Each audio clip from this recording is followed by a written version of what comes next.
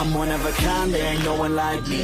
So hard to find, it's the real damn thing. Don't be wasting any time, I got somewhere to be. Always on the grind, yeah, you know me. Hold the crown will be mine, you can call me king. A matter of time for you all love me. Finally at my prime, right where I wanna be. I'm one of a kind, there ain't no one like me. Put my money where my mouth is, I'ma get it now, kid. Heard around town, this sound is astounding. Feel my heart pounding, bass is surrounding. Think I finally found it, so I'm gonna mount it. Like an ex-girlfriend, I'ma get it back. Make a couple racks as I make a couple tracks. Stay on the attack as I'm writing every rap. In a snapback, black off this coke and this jack. Man, I feel good, dog, I feel good. Woke up a little richer, also with a little wood. If I could teach this shit, man, really wish I could. So listen up closely, I'll give you a push. I raise hell every time my lyrics pop off. I take shots at the haters with a sawed off. Girl, you better keep me up or I'll nod off. One shot, all I got, I will not stop. I'm one of a kind, there ain't no one like me. So hard to find, it's the real damn thing. Don't be wasting any time, I got somewhere to be. Always on the grind, yeah, you know me. Hold the crown will be mine, you can call me king. A matter of time for you all love me. Finally at my prime, right where I wanna be. I'm one of a kind, there ain't no one like me. Yeah, it's not enough, man, I want more. I keep on doing business, open every single door. I wanna be the richest, so you see me up on Forbes. I can do this through my music, that's how I even the score. I don't take it slow, man, I want it bad. Every single day, I'll be carving out a path. Like a girl with a tat on her back, all black. I'ma take her right back to my pad where it's at. I don't ever slack off, so you better back off. I'm about to blast off faster than NASA. Everybody stand up, put your fucking hands up, that's the demand, yup. Welcome to the brand, bruh, no I'm not cautious. I take risks, and no you can't stop this. I'm too slick, she knows that she wants it. So come quick, baby, know that I'm on it. I don't quit. I'm one of a kind, there ain't no one like me. So hard to find, it's the real damn thing. Don't be wasting any time, I got somewhere to be. Always on the grind, yeah, you know me. Hold the crown will be mine, you can call me king. A matter of time for you all love me. Finally at my prime, right where I wanna be. I'm one of a kind, there ain't no one like me. I'm one of a kind, there ain't no one like me. I'm one of a kind, there ain't no one like me. I'm one of a kind, there ain't no one like me. I'm one of a kind, there ain't no one like me. I'm one of a kind, there ain't no one like me.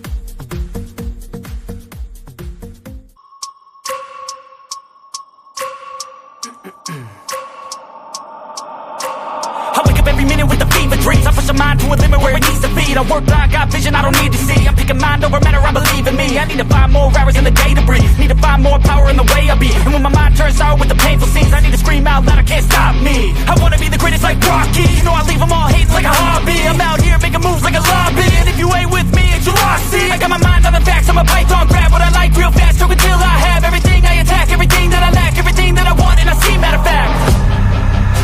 Cause I'm my own worst enemy. Only if I let it be. I can control anything if I can just think carefully. I control my destiny. Deep up in my mind I manifest it. Every morning I wake up obsessed and everything I do the best. And deep within my mind you know I'll always manifest it.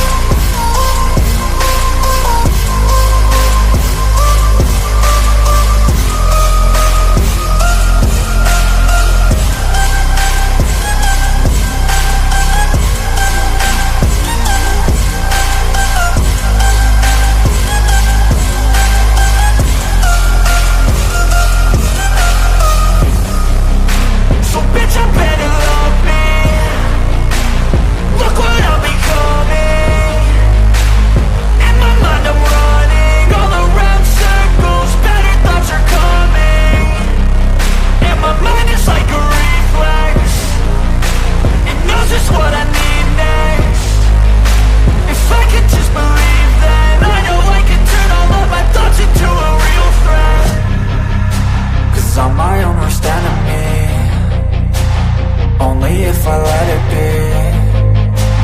I can control anything if I can just think carefully. I control my destiny.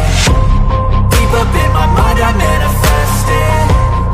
Every morning I wake up obsessed, and everything I do the best. And deep within my mind, you know I'll always manifest it.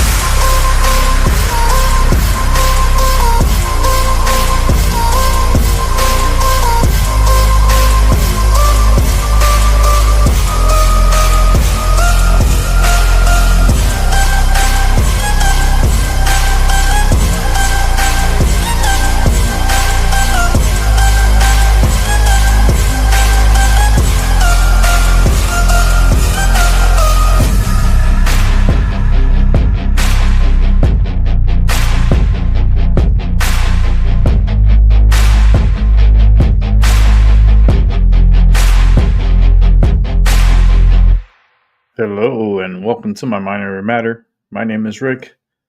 Let's turn on the cameras here. Hope you guys had a good day today. It's Friday.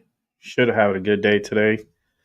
I'm still feeling a little achy, like really achy. My body hurts, and that's because we're getting some rain overnight, and I could feel it already. And I'm not feeling too good. Got here a little late, but it's okay. Better late than never. Just had some kind of issue. I had to reboot, but I got it all corrected now. Giving myself some more light back here. I do have some news lined up for us to watch. But give me 1 sec. Let me set this up, because I do got some stuff for us to watch tonight. And then we'll see how the night goes, because we're just hanging out tonight. It's Friday night. Just want to catch up on some news. Which news? Okay, give me 1 second. We're going to watch a little Melody King in a moment. And it's going to pop up here. But let me fix this. Actually, let me resize all these videos before I start the show. That'd be a lot better, because I could just go boom, boom, boom, boom, boom, and watch a good lineup that I put up for tonight. I'm not going to be on for too long tonight.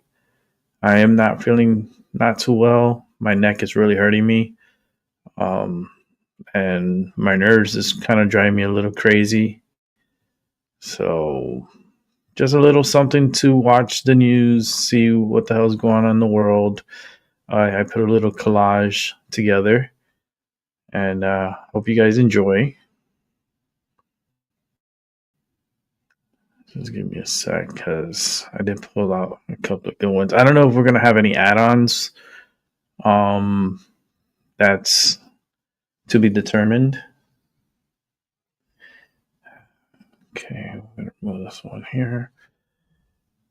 But I do have a good little lineup for us to watch, for sure.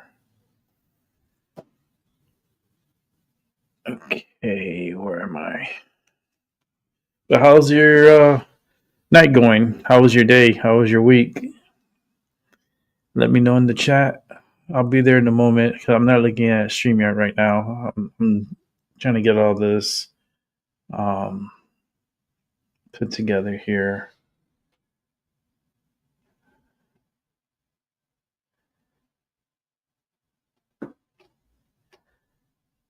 Let's see here. Okay, I think this is the UPS. Oh my god, I got the... Seems like the audio. I got an audio on that plane that we could listen into. And then we also have a video of Tyson de la Cruz that will pretty much maybe end the show. I don't know. Let me see if there's anything, because I was rushing to come on here a little bit, and Just checking on a few things and seeing what. Okay, we do have another add-on. I knew it was going to be another add-on. I knew it. Okay, let me just set it up.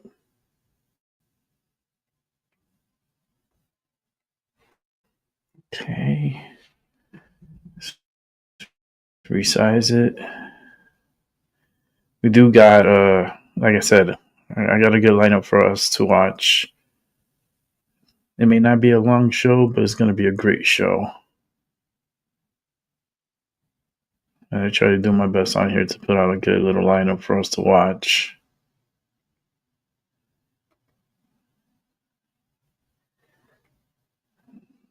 Just checking the lineup.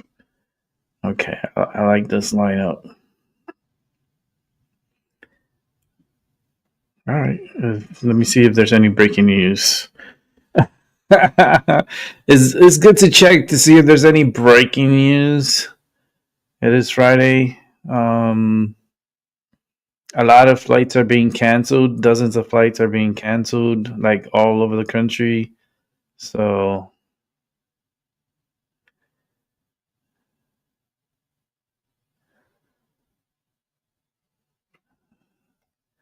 all right, we could add this one on.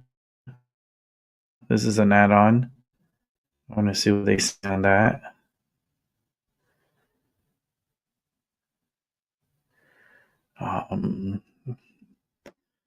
Doing a quick little look see here.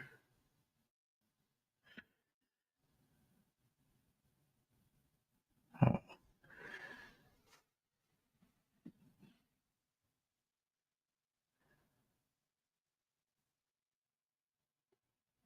Okay.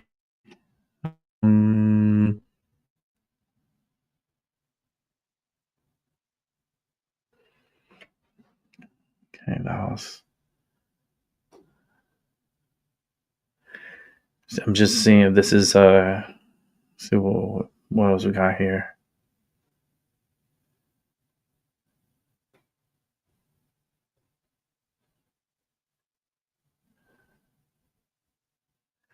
I just gotta review this, see if I could put it on here.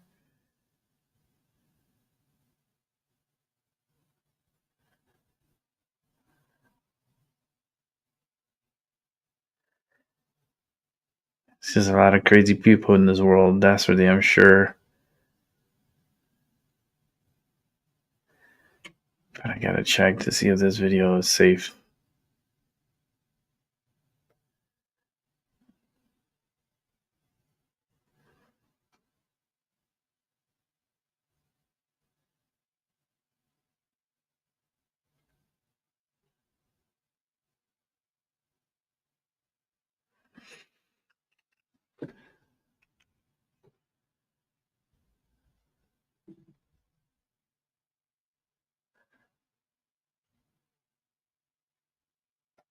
Okay, I guess we can watch it. It took a moment to see. I mean, you're wondering, damn, what the hell Rick's watching that's taking him so long? I'll show you guys. You know, I'll probably start off the show with this one because it's pretty short.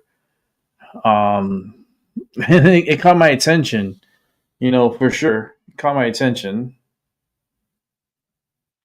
Happened at a McDonald's, and someone got attacked.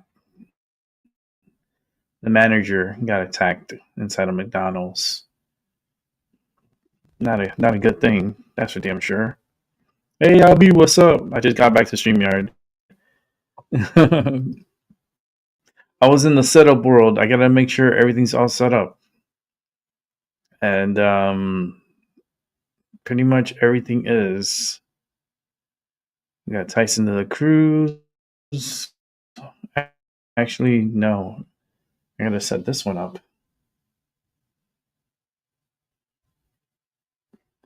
This was an add-on. So we're gonna move this add-on to second view. I'm going to resize it. And then I think everything's ready to go.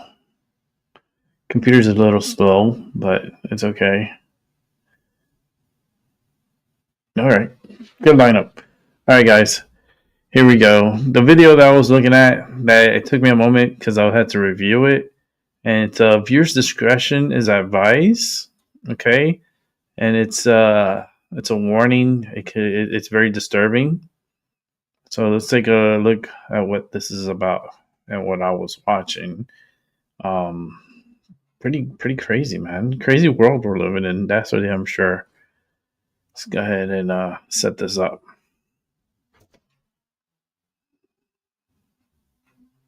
Here we go.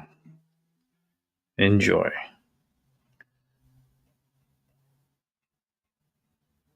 Warning, distressing content.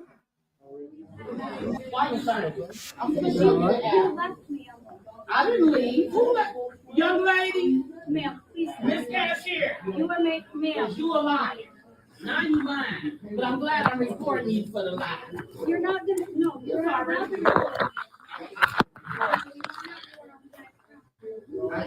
Property. I've been here over an hour. Yes, and as you. I'm glad I called corporate. And as you were told in drive-through, ma'am. What you tell me in drive-through? My other manager told you. I heard her tell you that if any order pulled up after 10:15, it's automatically canceled. Okay, it doesn't matter. It's showing that the order was already made. Watch this. Ma'am. Okay, ma'am, when we pull it up, if it's after 10:15, it goes automatically. I was already here, so it doesn't. Watch the orders in the order. It just canceled right now. Ma'am, your order was, you got your coffee, the quality was for your refund will take up to 48 hours. Why she told you? Why too? Because it took yours 3 days. Yes, it is. I got to come in and get your order. So that's when y'all got to exchange. Take the amount out. No, ma'am. Give me a different price. So you didn't charge me for this. It automatically refunds the food after 10:15. So that means automatically you got charged for the coffee. The sandwiches are going to be refunded. Ma'am, I had that and you're not listening. I'm listening. No, you're trying to argue this amount. And we're going to exchange that with the food. Ma'am, she was told that and apologize to somebody for being here over an hour. That's what you can have. Yeah, we've been 20 minutes late. Catch that hot ass coffee. Oh my gosh, she threw a coffee at her.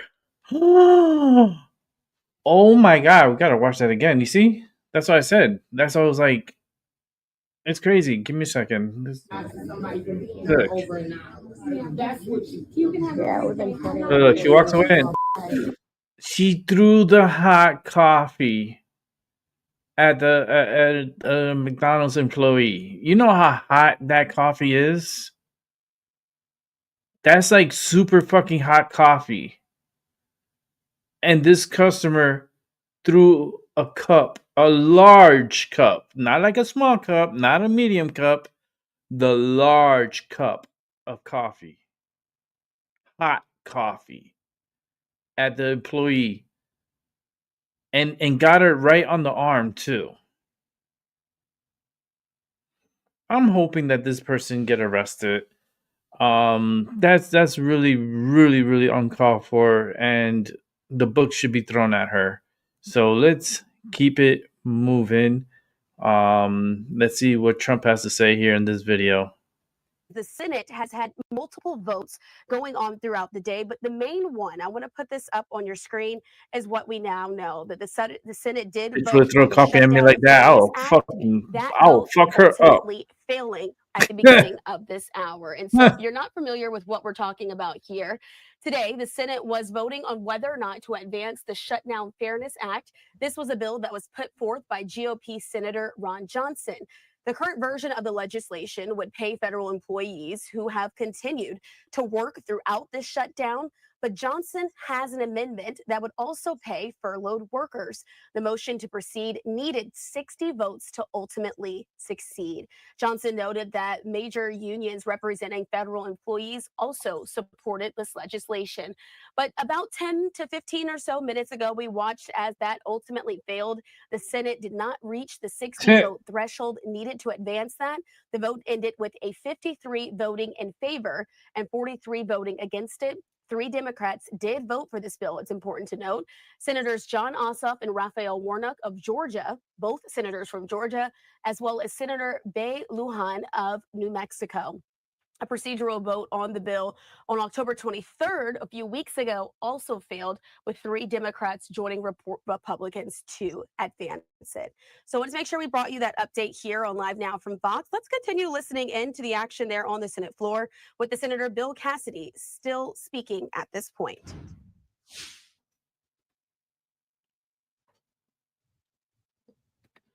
Get something done in order to come together for a set of proposals that will lower healthcare costs.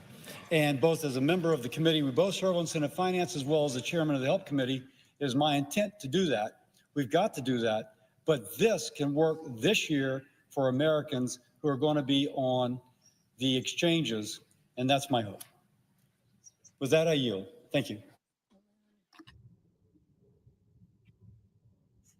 Under the previous order, the Senate stands adjourned until 12 tomorrow, Saturday. That's crazy. All right, you saw it there. The Senate just adjourning for the day. They're expected to be back in session at noon tomorrow. So, of course, we'll bring you all of those updates here on Live Now from Fox, continuing to dip into any of the action if any of those notable senators step up to the microphone to make remarks on the floor tomorrow. We are going to take this opportunity to... Hey, we'll see. Keep it moving. So I just heard this yesterday that Walmart said that the Thanksgiving was 25% more expensive under Biden. That's a big, to me, that's a big number, because Walmart's respected. I mean, Walmart is Walmart, and you know they're giving you prices. So that would mean that the whole Walmart is Walmart. That what a slogan he just gave to Walmart. The groceries, Walmart is Walmart. It was a con job. It was a con job. Affordability, they call it, was a con job by the Democrats. The Democrats are good at a few things: cheating on elections and conning people with facts that aren't true. It was 25%. Walmart just announced it 2 days ago. 25% cheaper this year, will be cheaper to have Thanksgiving than it was a year ago under Sleepy Joe Biden. You say that affordability is a con job, as you put it. Say it. You said affordability was a con job, and you didn't want to. You said last night you didn't want to talk about affordability. I talked about it. When did I not want to talk about it? I talk about it all the time. We are much better than Biden and all of them. Now, just so you understand, do you remember that the Biden administration had the highest inflation in 48 years, but most people say ever recorded? Do you remember that? Right? Do you remember it? Did they have the highest inflation in 48 years? Did they? Just answer me the question. You know the answer. The answer is yes. They had the worst inflation in 48 years. We have almost no inflation. We're down now to 2%, and we'll be at maybe 1%. You want to always stay above 1%, actually. You want a little tiny bit of inflation. We're at a perfect number. They were at the highest level in recorded history, okay? And when you talk about affordability, that one fact. Now, let's talk about the second biggest subject after inflation, energy. We're going to be at $2 gasoline. We're going to be approximately $2 very soon. We're a little bit above $2 right now for gasoline. Yeah, we're at 2 something over here. Under Biden, it was 4.5. $2.89. It hit 5. The regular. It was $4, $3.50. We're going to be at $2 a gallon. So gasoline's much less. Energy costs are less. When you have energy and when you have gasoline less, everything else follows. It's such a big category. So when you have lower energy prices, which I think you admit we do substantially, that means everything else. So we are the victors on affordability. But if I watched that election, which I was not much involved in, I didn't support Virginia, the candidate, didn't do a lot of support for the other candidates. They asked me about Cuomo, and I said, well, it's a question, do you want a thug or do you want a communist? I mean, that was my response. So I wasn't involved in that stuff too much. But I will say this, if you look at affordability, which they campaigned on, they lied because they talked about, oh, prices are up. No, prices are down under the Trump administration, and they're down substantially. Energy prices are down by 30, 35, 40%. Gasoline is way down. And the other big thing is inflation is way down. The biggest thing is inflation. The second biggest thing is energy. Energy is way down. And what's also down? Gasoline. Also, the biggest thing is inflation, and it's way down. We took over a mess, the highest inflation in recorded history. Some people would say 48 years. I'll take either one of them. But I believe it's the highest inflation in recorded history. That alone makes it impossible for them to have done a good job affordability-wise. And one other thing, when I came into office, Victor, 2 days into office, they were screaming at me about the cost of eggs. I was there for 2 days. Eggs had quadrupled. And I said, listen, I just got here. Let me check it out. And they were right. Eggs had gone up by 3-4 times. Within a period of a few months, we had eggs down to a normal cost. We did a great job on groceries and affordability. The only problem is the fake news. You people don't want to report it. And in fact, I'd like to ask Caroline. Where's Caroline? I'd like to ask Caroline a question. Where is she? Did she? Uh-oh. She deserted us. She deserted me. Our great Caroline superstar deserted me. Anyway, she's right outside. She was going to talk about, because the fake news yesterday, they talked about that. They said, oh, I don't want to talk about affordability. The reason I don't want to talk about affordability is because everybody knows that it's far less expensive under Trump than it was under Sleepy Joe Biden. And the prices are way down. Caroline? Yes, sir. Could you discuss that question that was asked, and how it was asked in such a fake, disgusting manner by the fake news? Yeah, and I just saw it asked again here, and it's very unfortunate that the reporters in this room refused to address, sir, what you just said, which is that you inherited the worst inflation crisis in modern American history, and you are fixing it in 10 short months. And your entire administration has been tasked with this effort, from Treasury Department to Agriculture Department to the National Economic Council right here at the White House. They are slashing regulation. He signed the largest middle-class tax cut in 6 months. In 6 months, in record time, putting more money back into the American people's pockets. So affordability is what the American people elected this president to do, and he is doing it. And you guys refuse to cover it, and you refuse to cover that the previous administration created the worst unaffordability crisis in American history. And I've been watching the TV all day saying that he doesn't want to talk about affordability. That's what he's working on every day, and that's what this administration is doing. Right, but you know why they refuse to cover it? Can I Because they're fake news. That's why. Go ahead. Can I get through someone? Sure. Caroline, the Prime Minister would like you to work for him in Hungary. Oh, shit. You know what? It's a very good decision you just made. Please don't leave us, Caroline. Wow. Caroline just was offered a job on the spot from the Hungarian president. Wow. She's very good at what she does. She knows how to communicate. There is a little breaking news, but something that happened in South Florida that I want to check out. Give me 1 second to bring it up, because there's something happened in South Florida. I think a police officer was killed on duty. So we're going to take a look at this. This is breaking down in South Florida, breaking news. It's not national news yet, as of yet. It's not national news as of yet, but I'm sure it may get to the national level. Let's fix this. Okay, here we go. Let's check this story out here. And this is a police officer being shot. Well, he got killed on the line of duty. So Very disturbing. This make this big and this and Right now, Florida has become an open carry state. I mean, I don't know if it plays into anything, but weapons, mental illness, right? Inflation has made it much more difficult for the population. Maybe different mindset, a bit less stable. I mean, it's serious. That was pretty quick. They shouldn't have gone that quick. Hold on a second. Why did it go that fast? That Deputy Jaramillo was in with this person. What I think, are confirming that it is a verified video, so it's not AI. It's not something that we can't watch and believe in, and it really does show the extent of the struggle and the extent of the fight that Deputy Jaramillo was in with this person.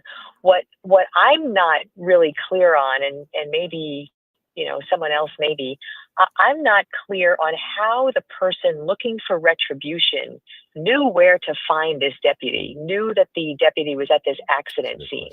That's one thing I have not really been able to clear up. Yeah, scanners. From my little corner of the world here. So that remains a question. I mean, there's a lot of questions. There are a lot of questions right now about him, but that's one of them. That's how did he know? How did he know where to find Deputy Jaramillo? And in this struggle, how did he come to be able to shoot the deputy with what looks like a gun that was in between them? So whose gun was it? So many questions about what exactly happened still to come, and that's for the days and weeks to come. I just want to clear up, this deputy was 27 years old. Originally, we thought he was a bit older, but he's 27 years old. Young. He was in law enforcement for 6 years. This was his second position. Wow. Gables was first. This with the sheriff's office was second. And as I was kind of backgrounding him, he went to University of Central Florida. I think we had talked about before, criminal justice. He received Florida Sheriff's Association awarded him a scholarship and called him someone who had a lifelong goal of working in law enforcement, influenced by his family. So we sort of find confirmation of all of these things that we've been talking about, how this sort of whole career was his life's plan and in his DNA, literally from his dad. And so you see how even as a teenager, this was something he wanted to do. He was a member of the Hispanic Police Officers Association. His dad, now retired, is a former president of that. He was in the FBI Honors Internship Program. And, Deputy Jaramillo may have been 6 or 7 years in the job, but his whole life was dedicated to this profession.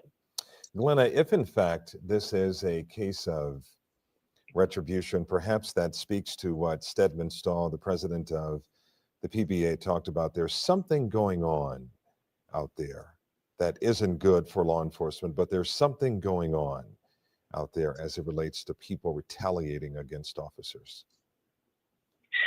Something going on. I mean, I think anyone who really stopped and thought about it, there is a very palpable change over the past, decade, maybe longer. We mentioned mental health. Stedman and I have actually talked about mental health a lot. Some of my contacts in law enforcement are texting me tonight that, they are, as a law enforcement agency, a profession, is very aware of the mental health problems that society faces right now. And in fact, many South Florida departments, even for a few decades now, have dedicated training to what they call, one of them is called a CIT, crisis intervention training, so that when law enforcement officers show up to a situation, they come to understand whether who they're confronting might be mentally ill, and their actions toward that are much different than they would ordinarily be. They de-escalate, they treat this person in mental crisis much differently. Absolutely. But many many cases of people who are mentally ill are never seen that clearly. And if this is a case, well, I guess there's a case to be made. Anyone who would attack a police officer is not mentally stable. There is that case, you could argue. But in the larger term of mental illness, so many officers that I know are acutely aware that it seems to be much more prevalent now. And when they're out on the streets dealing with people who, with an uptick of mental illness, it's a whole different ballgame where weapons are concerned, the proliferation and the ease. Right now, Florida has become an open carry state. Inflation has made it much more difficult for the population. Maybe,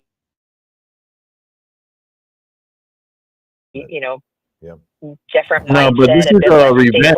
He was ambushed. Give me 1 second. Computer's a little slow at the moment. Like very fucking slow at the moment. Let's bring it back to me. Let me set this up here because gotta add on. This officer was set up. Like the person that gunned him down was listening into the scanners, and he knew where the officer was at and went to the officer. They had a tussle, and the individual who went to the scene shot the officer and killed him. Okay, so that's not good. Yep. He was young, man. 27? That's a little baby. He's a baby.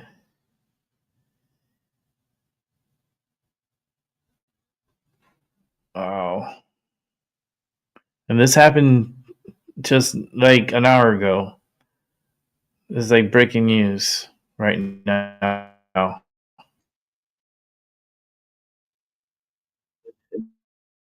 Let me see here. They have a couple of this for us to watch. So let's go ahead and set this up. All right, here we go. Man, this sucks. At home is from Sky 10. That is the sea of red and blue that Aaron had spoken about just outside of HCA Florida Kendall Hospital in Southwest Miami-Dade. And this is not a good scene based on what we are hearing in terms of what's happening inside with the deputy who was shot earlier this afternoon. And I believe we have our Glenna Milberg on the phone. And Glenna, we talked about this earlier, and Aaron, we're going to go back to him in a moment, but he spoke about how there's a huge assembly of motormen, and now we're seeing it from Sky 10 just outside of the hospital where the deputy was shot. What are your thoughts as you hear this and as you see this unfolding?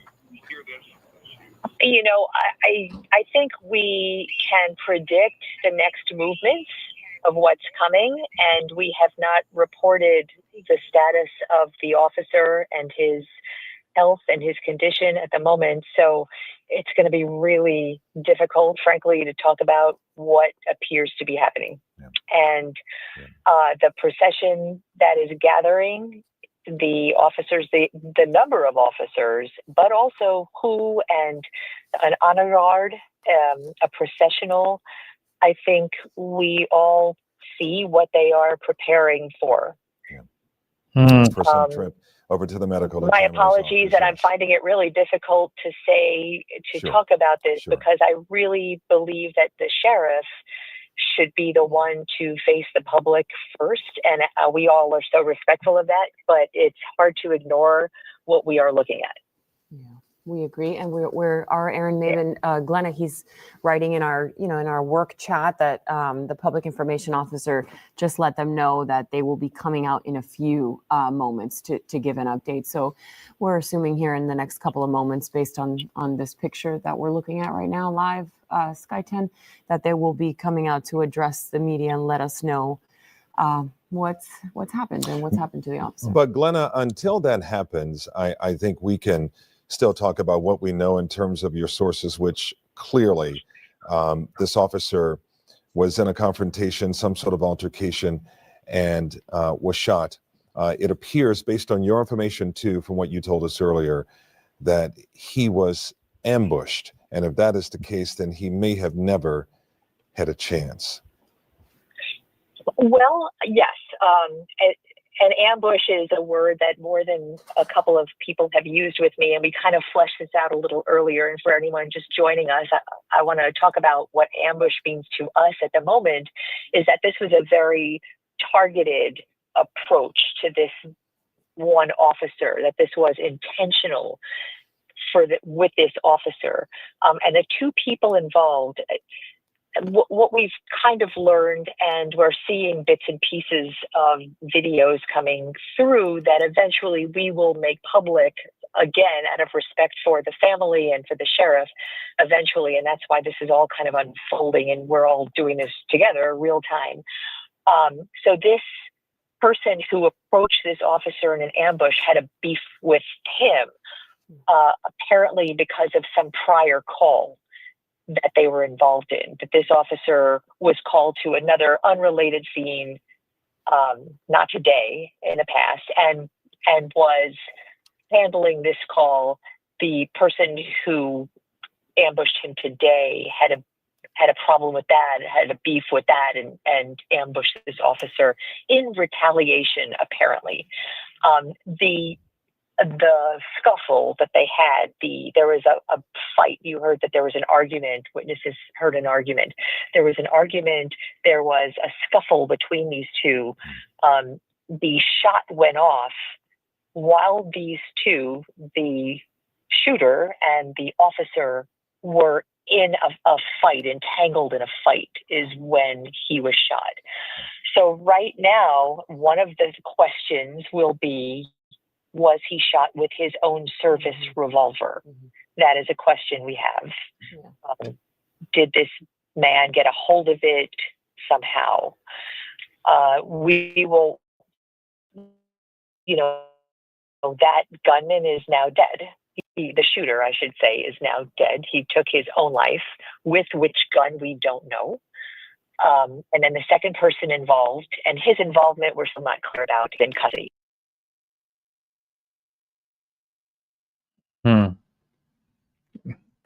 That's wild.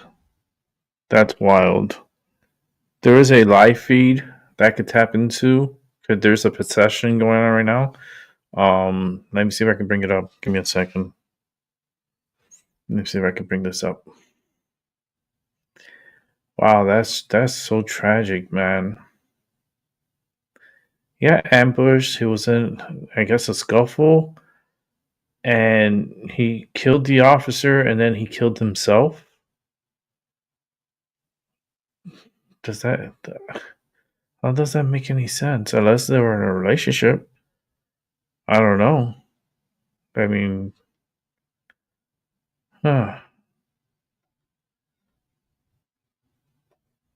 there's more to the story. I mean, like, it's sad that, the officer, he's gone early at 27. Holy shit, that's young. Let's see if I could set this up for us to watch. Let me resize it. Go ahead and bring it over here. Let's go ahead and watch. And this is actually a live feed that I'm going to tap into here. And it'll let me. Here we go. Good Samaritans were the ones who had called 911. Deputies had performed the first aid. They worked on him there and then transported him to the hospital, and that he had succumbed to his injuries and died. She called him a son, a brother, and a friend, and asked for prayers, and you heard from her a little bit there. So we have been speaking to Glenna, and she had been getting information from Or someone that he busted and to try to figure out he wants to get vendetta. and how it came to be where this officer was shot. And Good questions, by the way. So many questions that we had, was the officer followed? Because there is a belief that the suspect or the shooter who killed him may have known him from a previous incident. And if that is the case, how did the suspect know? How did the shooter know that Devin Jaramillo was going to show up at that particular scene at that time? Any questions about the investigation? Don't have right now. The sheriff was trying to save this moment and spotlight the fallen deputy as opposed to highlighting any pieces of the investigation or shining some sort of spotlight on the people who he was ambushed for this crime. Yeah, which is For sure. understandable. The moment is about the deputy. 27 Something years old. happened, and she asked for many prayers, as have other agencies who have been putting out statements asking for prayers for his family and for the police department, who has to deal with things like this every single day when they go out and do their jobs. Their job is to put on a uniform and pray that things like this do not happen. And she went out there and put on a brave face and took many deep breaths. And, Aaron Maven was out there in front of her and said that she was, clutching her fingers and her fingers were shaking. As you can imagine, she's the sheriff in the Annapolis department and trying And to I know this area. I grew up in all South of Florida. the, sheriff's deputies that she has, So she is leading, as well as feel for a Friday night, 27-year-old they block the sheriff's deputy who roads, the lost his highway. life, and have his family there and speak to the community and tell the community what happened today. She did go on to say on social media that Deputy Jaramillo, a proud graduate of lateral class number 6, May 2024, was a valued member of our agency. At just 27 years old, he served our community with professionalism, dedication, and unwavering commitment to protecting like a others. good My guy. thoughts and prayers are with his family, friends, and fellow deputies during this difficult time.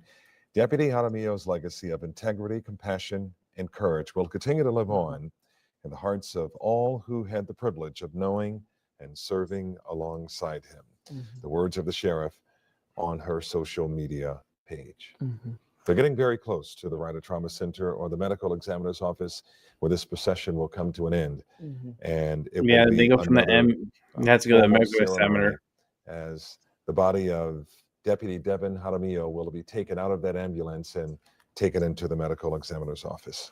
Yeah, it appears they are on Northwest 17th Avenue, so they're very close to the medical examiner's office. And once they arrive, we can talk to our Brett Neese because he's there, and that's his picture to the left, his photographer.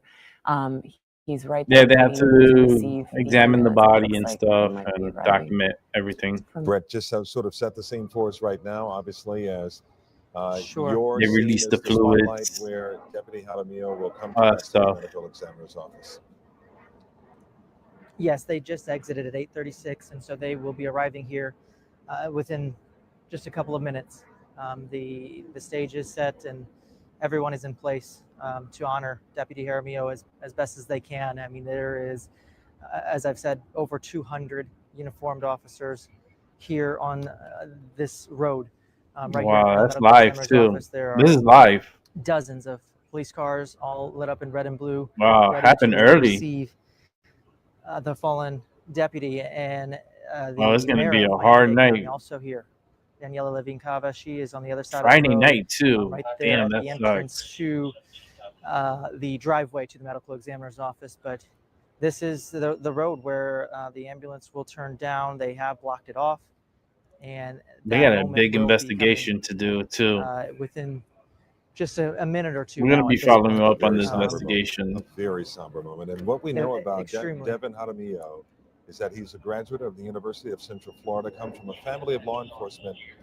His other prior duty on the force was at the Coral Gables Police Department. They too, Chief Hudak put out a statement earlier tonight expressing his sadness. But Nicole, the 27-year-old deputy, the fallen deputy, had a lifelong goal of working in law enforcement, and it was in his bloodline. His father, David, also a retired officer himself. Yeah, and we heard from Glenna too that he went to UCF. He studied criminal justice. His family, as you just mentioned, was in law enforcement. I live He pretty worked for the close to Coral Gables Police UCF Department down in in Central 2021. Florida. This was in his blood. His I used dad, to live as you in just mentioned, his dad, a retired officer, was part of the Hispanic Castleberry. Officers Association. I believe Glenna also mentioned It that was he right next received a to scholarship from school. This is something Altima that Springs, he always wanted Florida. to do and did it and Had a good little, it was like a little town around there. It was really cool. I lived in a nice little area. The ultimate sacrifice is going to take it back out to Brett right now, and Brett just I don't know if I'll ever move back to Florida. Very close to where you are. We see a picture of a line. Maybe. Of You never know, said right? More than 200 out there for the law enforcement family. Maybe about their demeanor I'll have a really bad snow season and it's like, fuck it. And I just move back Sure, to Calvin. Florida. It is, as we said before, an extremely somber moment. There is little conversation between officers at this point, as it appears there's a lot of reflection, a lot of self-reflection on what this line of work means, what this moment means. As you see this motorcycle stop right in front of us, signaling that man, all these cops procession gotta work is tonight almost too. here. And it is so emotional. Wow. There, you can feel it in the air. Hopefully You can nobody's feel committing any that crimes this right is now. a night that these officers won't forget. And it's a night that nobody wants to be a part of, no matter where you are sitting in South Florida right now. This is a dark night for law enforcement and for the brothers and sisters in uniform.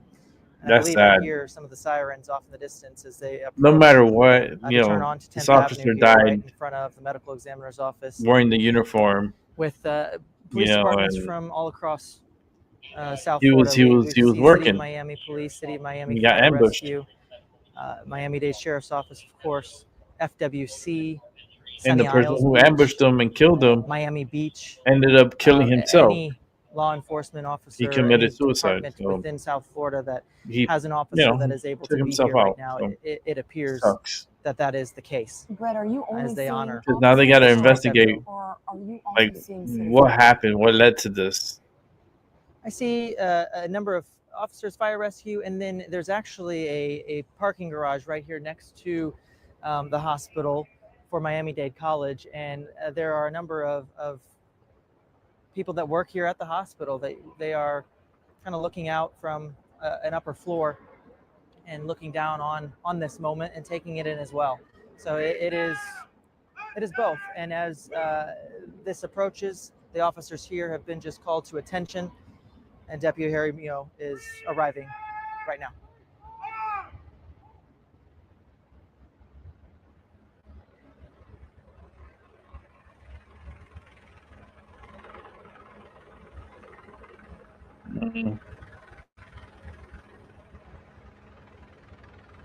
Damn, man, that sucks. An officer was gunned down in South Florida. You're watching live from Channel 10 News. I think it's WLPG, I believe, if I remember very well. I lived many, over 30 years. Let's say 30 something years in South Florida. And damn, man.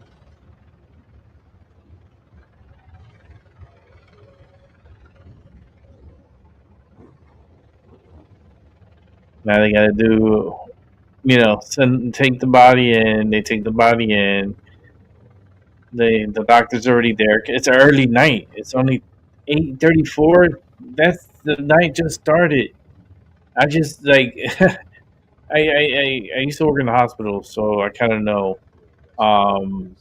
Man, you're taking your first cup of coffee, and you're getting ready for the night. And this is the first thing of the night. An officer being like ambushed and killed. Oh man, my heart's like is racing. That's how like sad this is. Sky 10 at the medical examiner's office, 27-year-old Devin Jaramillo, the body of the fallen deputy. has arrived at the medical examiner's office. Will rest there. Damn, that sucks, man. You can see the fellow officers with the law enforcement lining up shoulder to shoulder for this moment.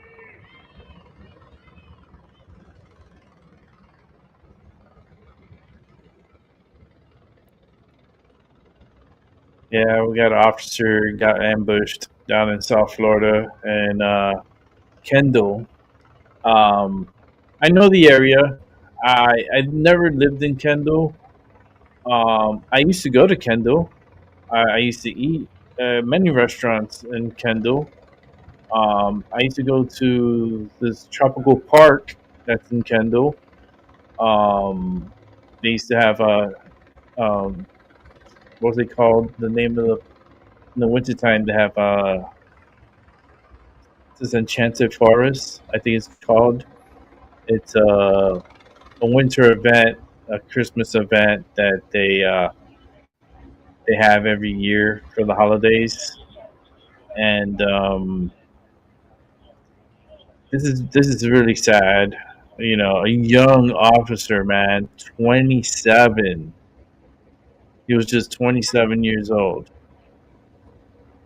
Got ambushed. Seems like there was an altercation with the Brett, person who as was we wait for the ambushing the doors to open, officer, your and perspective from where you are. next thing you know, shots were fired, Sure, it is. and the officer was This is killed. incredible. The And the person that killed the show of support, the officer emotions. took his own life. It's palpable, and you can tell that these officers understand this moment. And as I mean, car after car arrives here, it is when an officer pays the ultimate sacrifice, this is absolutely the way they should be honored.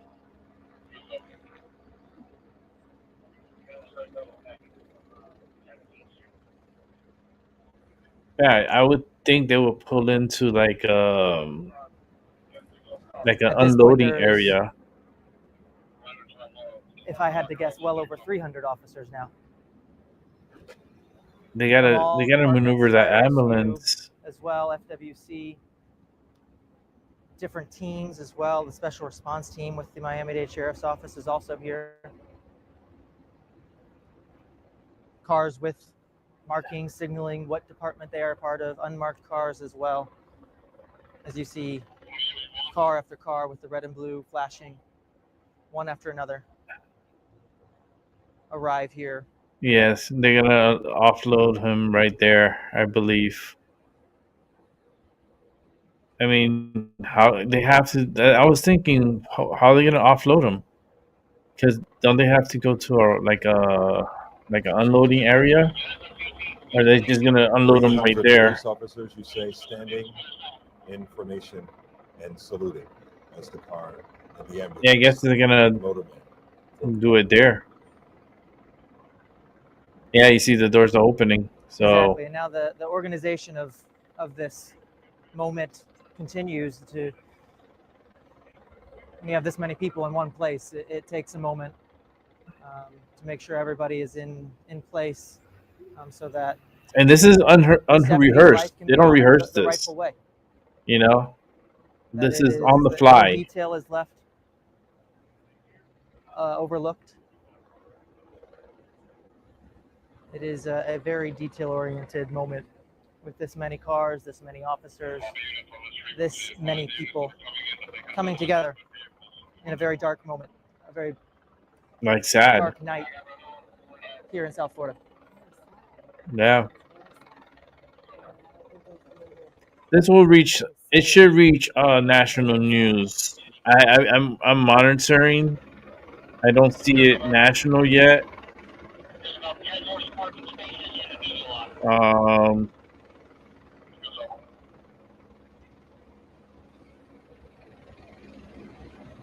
I think what also allows this moment to, what is also taking place in this moment is the reflection on how fragile our lives are. And then especially in this line of work. We've seen this moment play out before. One is And too here many it is times. in front of us again. Absolutely. One is too many times. Yeah, that's sad, man. We think about the law enforcement officers who are in pain right now, but we cannot even imagine Devin Jaramillo's father, mother, family members, siblings, and friends who loved him deeply and dearly. I don't know, but something keeps telling me, like, I don't Level of know, grief maybe some love as deep as affair, the ocean. something, you know? I don't know. Like, why would someone go after an officer, have a tussle with him, and then kills the officer, and then kill themselves? I mean, I don't think anyone just does that on a Friday night. You know, there has to have been some kind of emotional attachment, some kind of emotional something. Waiting for the This doors story is just developing, transported the fallen officer but to the who hospital, was this guy that and killed now to the him? medical examiner's office to What open. what We will, of course, what's his pause when that deal? happens. What's their relationship? Are they friends? Are they We're taking live lovers? now at Sky 10 Are they, like, I don't know. as it's over the scene of the medical examiner's office, It's not every day you get someone comes and ambushes a police officer, waiting for the doors fights to with open. him, and then shoots and kills him. With the body of the fallen officer, And then 27-year-old. the individual that Devin kills the officer kills themselves. Like, that just don't happen like that. But yeah, fallen officer, that sucks. Gonna be a long night in Miami. This is in Miami-Dade County. And this is in Kendall where you're watching.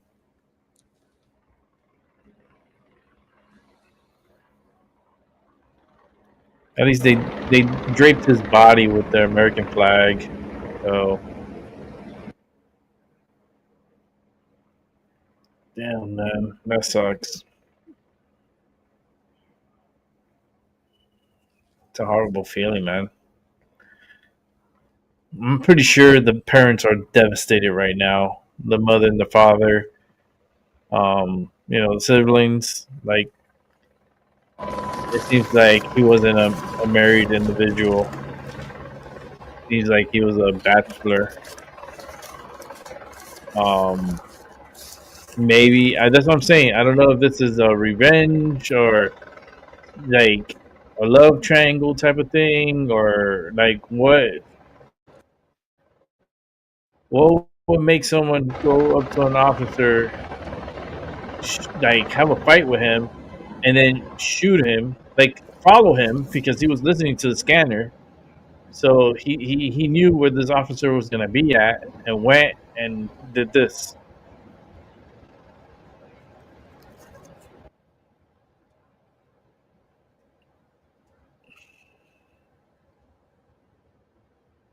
Yeah, that'll be in the newspaper down in Miami.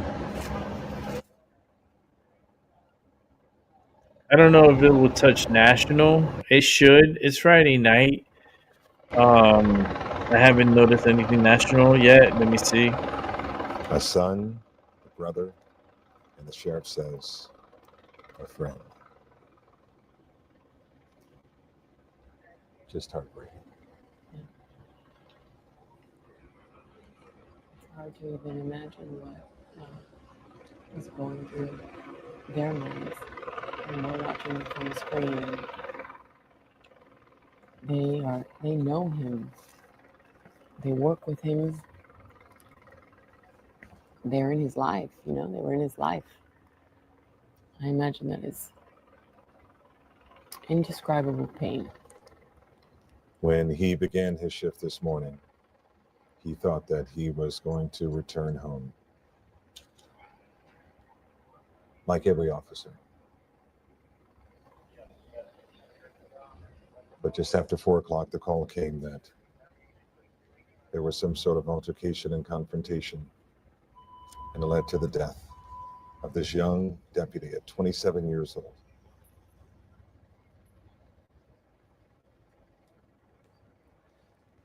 Brad, the moment is still playing out, but the body of the fallen deputy has been taken into the medical examiner's office. In reaction from anyone out there that you can talk about, I'm certain they probably are not talking with reporters right now, but just as you look at their faces, what is your impression? What's your perspective? There's of course a lot of grief, a lot of handshakes from across departments. You know, while there are different law enforcement departments, a lot of them cross paths depending on what they do, where they go, what their call is. And so a number of them are shaking hands, a few hugs, and a few last reflections before, right in front of you, though, you see one of the biggest hugs right there. That sums up. We had something like this happen, but not like this. Well, we had something like this happen in Connecticut where two officers were shot. I think 2 or 3 were shot. I think 2 of them died and 1 survived. The path for that ambulance to It get was here. an ambush.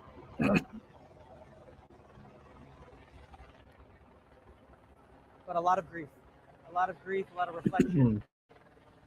And now they will have to do perhaps one of the hardest things. Get back in the squad car and go back to work. Yep. This is when the investigation begins. And all those who are watching, and You gotta for the law go enforcement to the guy's family, our thoughts and house. prayers are certainly with them tonight. Hey, they gotta Sheriff go in expressed the with fact that there are going to be some difficult days warrants, ahead, search warrants, and part of that playing out tonight in real time. warrants for Sky Teams over the devices. scene over the medical examiner's office, just across from the Ryder Trauma Center at Jackson Hospital. Man, I hope it's not the love triangle thing. You know, The last four and a half hours.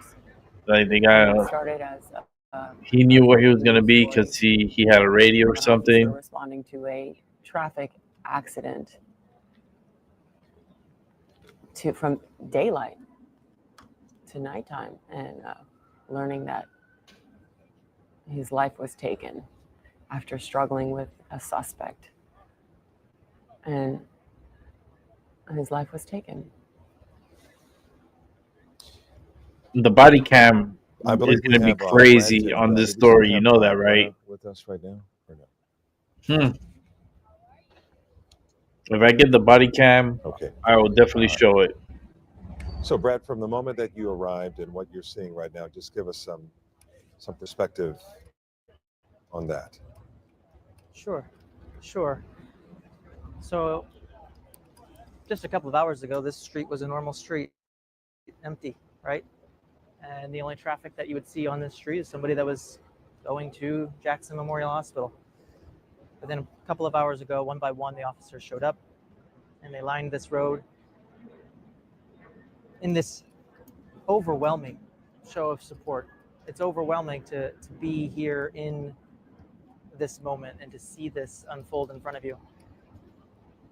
It's difficult for a number of reasons. We work alongside these officers as well, and you can feel what they are feeling right now.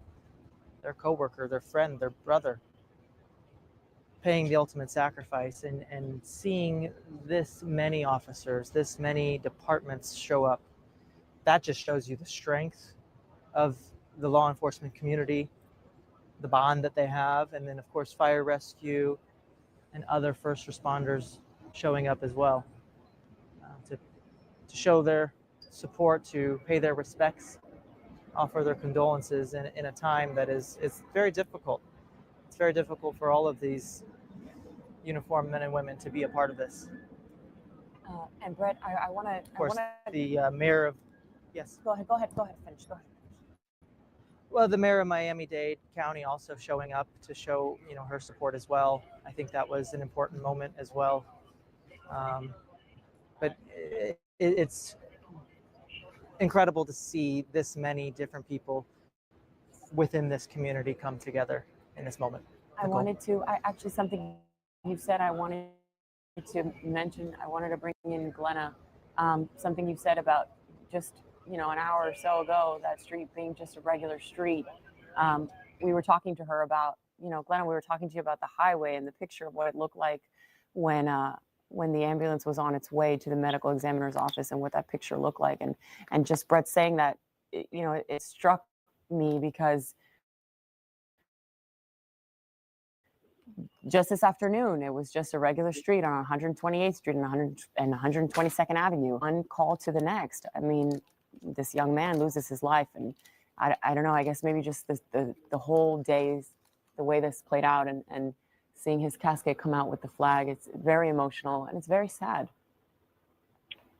Yeah, I think everybody watching this is now grappling with the fact that life is so fragile, and we in the news report every day in all kinds of different circumstances how one moment in your life is changed forever.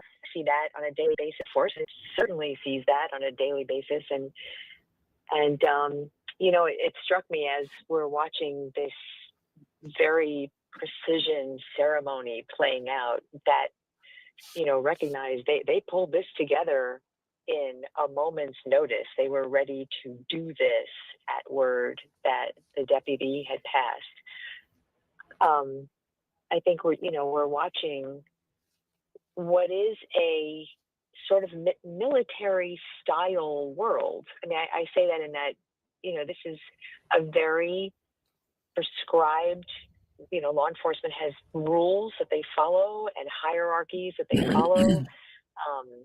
Supervisors, you rarely question an order or a command. I mean, this is, it has to be that way for law enforcement to operate. And it's a subculture that's very interesting to sort of be a part of today for everybody, because it's a world that you don't often see the inside of until something like this happens. And so to watch this play out so publicly and for everyone to be part of this, it is community and very telling. And it's nice that nice is kind of an odd word. I don't mean nice, but it's very significant that people are a part of this world today and see what so many of our neighbors go through. Well, Glenn, we are coming up on the top of the hour at 9 o'clock here, and I want to take a moment, obviously, with respect to what is happening on our screen right now, but we cannot help but look into what will be the next step for police, and that is looking into more details as to how this happened. And we cannot emphasize enough, too, that there are a lot of questions that we all have about if this is, in fact, a case of retaliation or retribution. How did it happen? How did the two people meet up at this location? I know you sort of talked about some details earlier in terms of it being a domestic violence call. And there are some details that you can give and some that you cannot. But just based on what you know so far, there are a lot of missing pieces to this puzzle, yes? A lot of missing pieces, and what will be very telling in the next couple of days. I mean, a police investigation is not going to be that public. It's very important during the course of any kind of investigation for law enforcement to actually keep it from the public, because as the legal process plays out, it's going to be very important for details not to be known by the public. Of course, our job is to figure out what the public should or needs to know and can know. And there's going to be some very difficult questions to answer about this, difficult on a lot of different levels, about not only how these people knew where this officer was, if they were able to retaliate for some grievance that they had on this prior call, how the shooting happened in that moment with the officer and the shooter literally on the ground, struggling face to face with the officer trying to gain control to take this person into custody instead of being attacked by him and a gunshot.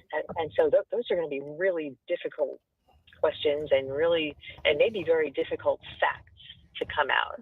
Important, though.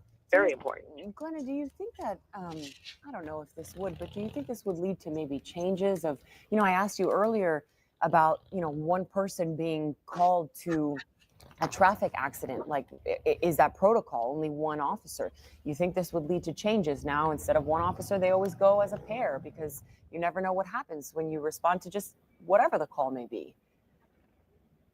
Well, I don't think I am qualified to answer the question. I guess to your point, everything that ever goes wrong is certainly a chance to reflect and review and make any changes. Sure, there's so much we don't know about what happened, and this call to an accident may have been pretty benign. There are a limited amount of officers, and manpower and woman power has to be used judiciously. So sure, I think, change is always possible. I'm certainly not qualified to talk or know anything about, law enforcement procedure like that. I just, just having covered crime and law enforcement and knowing a lot of people in that world whose relationships I cherish, it's fascinating, and it is important, so important to our community, because every one of us is touched by law enforcement, everybody. On every level. So on every level, yeah. Yeah. And what we're seeing now, Glenna, on the right side of our screen here, I think you're capable of looking at it yourself, but the flag draped casket of Deputy Jaramillo, the fallen deputy, 27 years old. And the things that we know about him, such a young man, but clearly this was his lifelong goal, was to be a law enforcement officer. I believe you mentioned something about the FBI and Jaramillo being some sort of intern with the FBI, yes? Not an intern. It was the Florida Sheriff's Association that awarded him a scholarship. And in presenting that scholarship, they talked about him and what he's done in his young life. And they mentioned in this little write-up of his life and what he's done that he did some kind of training with the FBI. I'm looking for in my notes right now. He participated in the FBI Honors Internship Program. So it was a form of internship with not only the FBI, but an honors program that showed you the level of proficiency and intellect he must have shown them. And everything that we've learned about him in the last couple of hours really paints this portrait of a young man whose entire life was focused toward the path of being a law enforcement officer, following in his father's footsteps, influenced by his family. High school, he had congressional nomination for the U.S. Military Academy.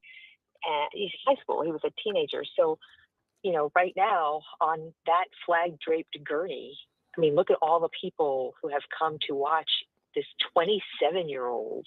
I mean, these are career law enforcement people with someone relatively new to their profession and so dedicated. Imagine, what they're feeling and thinking as they watch what is happening in front of them.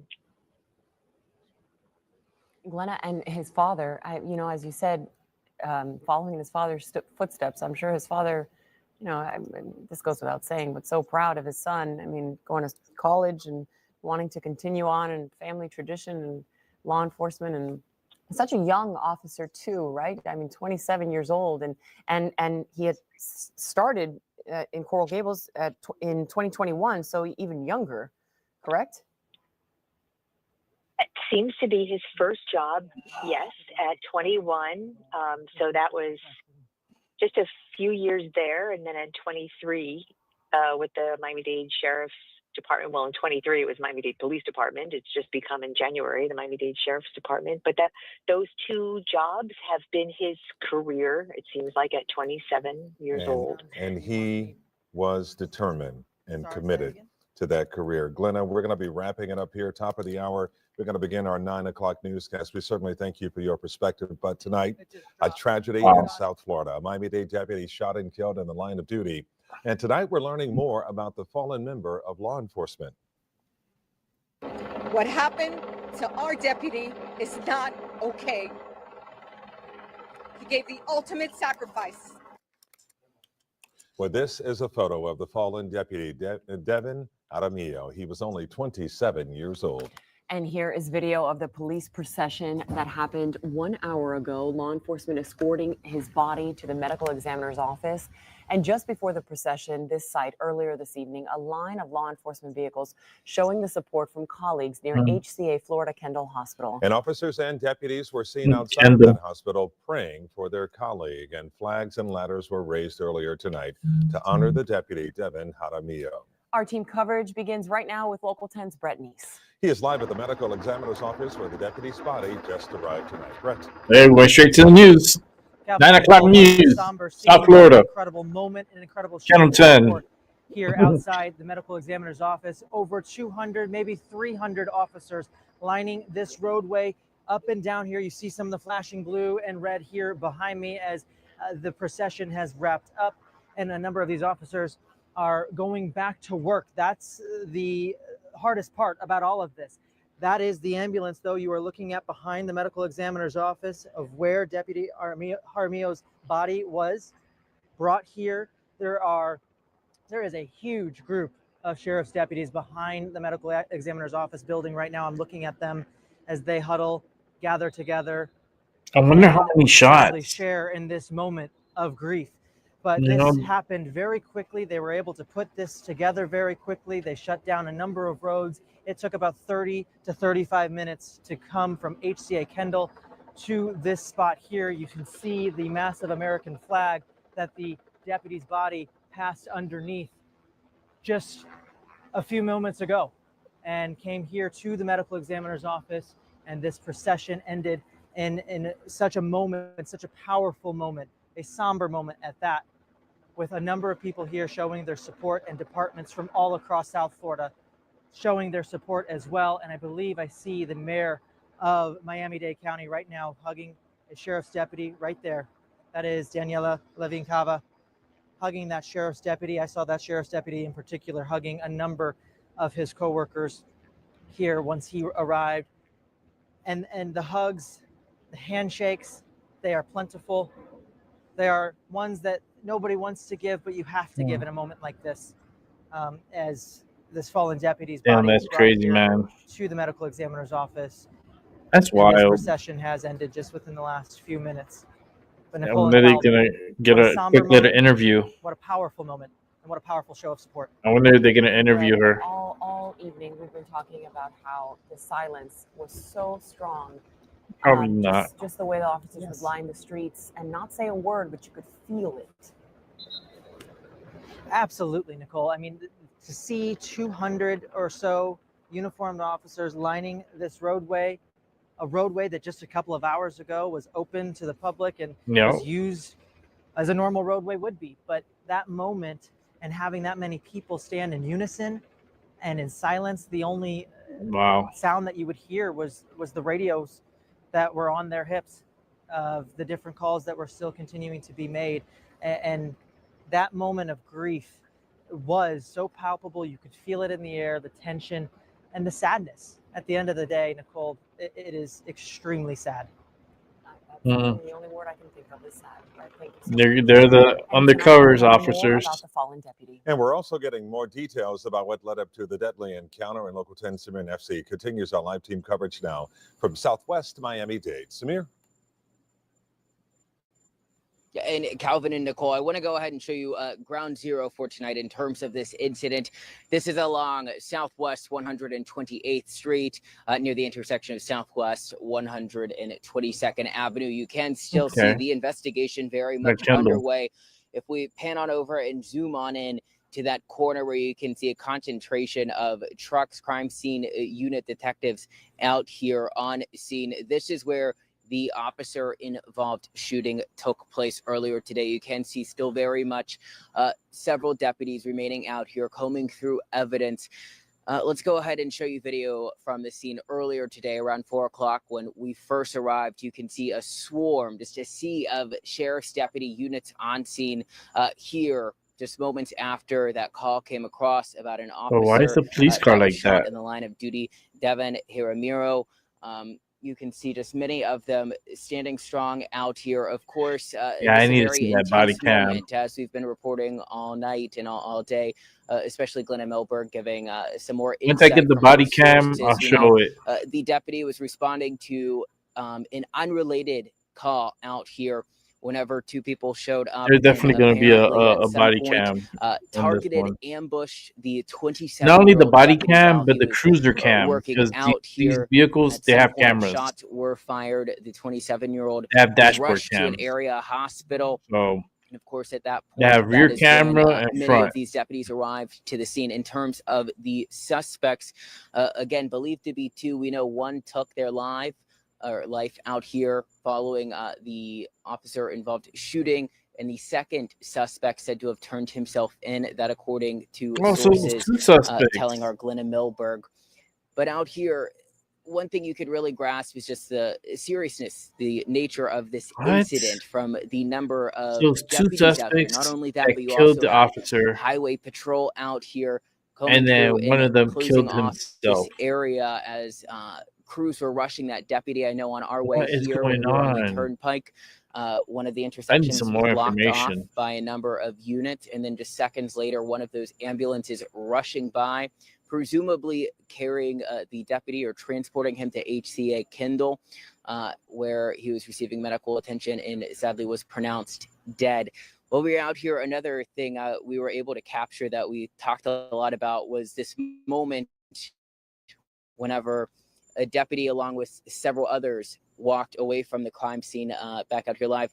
You could see just the visible emotion from that deputy. She was crying, obviously, a very intense, emotionally taxing day incident for many within this department. As she walked away, another deputy actually holding on to her, embracing each other as they made their way around. And of course, this scene has been blocked off for hours. Another interesting aspect, I'm going to circle back around to a point I made earlier. We knew one of the suspects said to have died on scene. The other said to have turned themselves in. In the meantime, before we knew any of that information, we noticed multiple deputies actually donning tactical gear, so the helmet, the vest, as well as the long rifle. Typically, we see that when we go to barricade situations, along with the armored green trucks that typically arrive whenever there's a barricaded suspect or shots are being fired. At one point, the deputies were able to take all of that off, and that's when sources confirmed to Local 10 that the second suspect had possibly turned himself in. But out here, again, this is going to be a very long investigation, as you can see, Yeah, still like, very what much the hours. fuck? It started at 4. At least there's one And they're alive. still going strong, Oh my collecting god. evidence and going through every little finite detail. Okay, so Let's go it's ahead and definitely an play you ambush. a portion of the interview from the sheriff. I want to start out by saying that today is not okay. What happened today in Miami-Dade County and to our deputy was not okay. And today will never be okay. I ask our community to pray for the family of our fallen deputy, to pray for all of us, because we're a family and we are hurting. I ask this community to pray for our community. Pray so that we can find a way that things like this never happen again. Yeah, but that's something Our weird. deputy, Devin Jaramillo, responded to a traffic crash. And when he responded there, he was brutally attacked and he was murdered. Samaritans called 911 and deputies responded to provide first aid. And they worked him. until he was transported here to this hospital and he succumbed to his injuries. He's not only a deputy, he's a son, he is a brother, and he is a friend.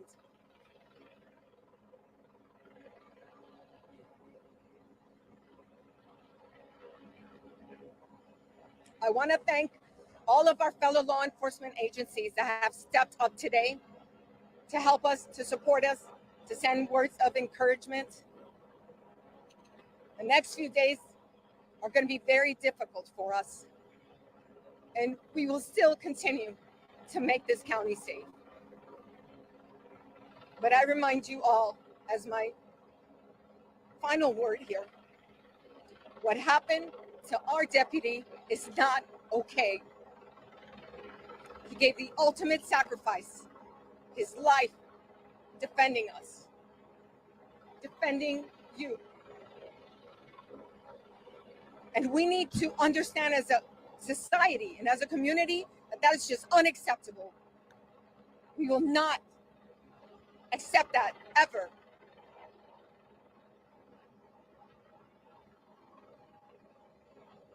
I am grateful for the words of support, and I thank everybody again who has in their own way reached out to show their support and love. And I'm grateful to the men and women who provide the safety to our community every single day. Thank you very much. All right, and that was the sheriff of the Miami-Dade Sheriff's Office there that you just heard from. You can hear her voice trembling there, very stoic while delivering a stern message following this deputy-involved shooting. A couple phrases from there: brutally attacked and murdered.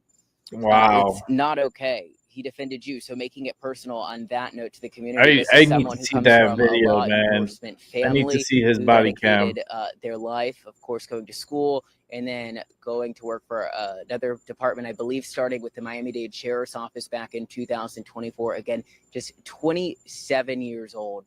I'll send it back to you in studio. You're young too. Okay, He's a Samir, young thanks a lot. one. Let's He's go a to young local 10's reporter. Aaron Maven right now. He continues our team coverage on this breaking news story. Aaron. They went young, Channel 10. Well, guys, it was before 4:30 this evening that Officer Jaramillo was rushed here to Kendall HCA, and it was an urgent situation. They rushed him. He went straight to the ER, and unfortunately, Damn, that this is where sucks. that officer took his final breath. But before the sheriff delivered that heartbreaking news, it was where officers really rushed and they waited to see how he was doing. Let's show that video, because it was a moment of emotion and unity out here as so many people in law enforcement wanted, prayed for Devin Jaramillo to make it through this very difficult time. Again, you're looking at that daylight video from not too long ago when people rushed here, and you can see the dozens of deputies, men and women in uniform, who arrived here to check on their brother after the shooting, many of them in prayer and really leaning on their faith as a grave situation unfolded. Now to this video of that procession beginning. You can see so many deputies from across this county lining up, and eventually there were so many squad cars, and it became a sea of red and blue flashing lights right outside of the hospital.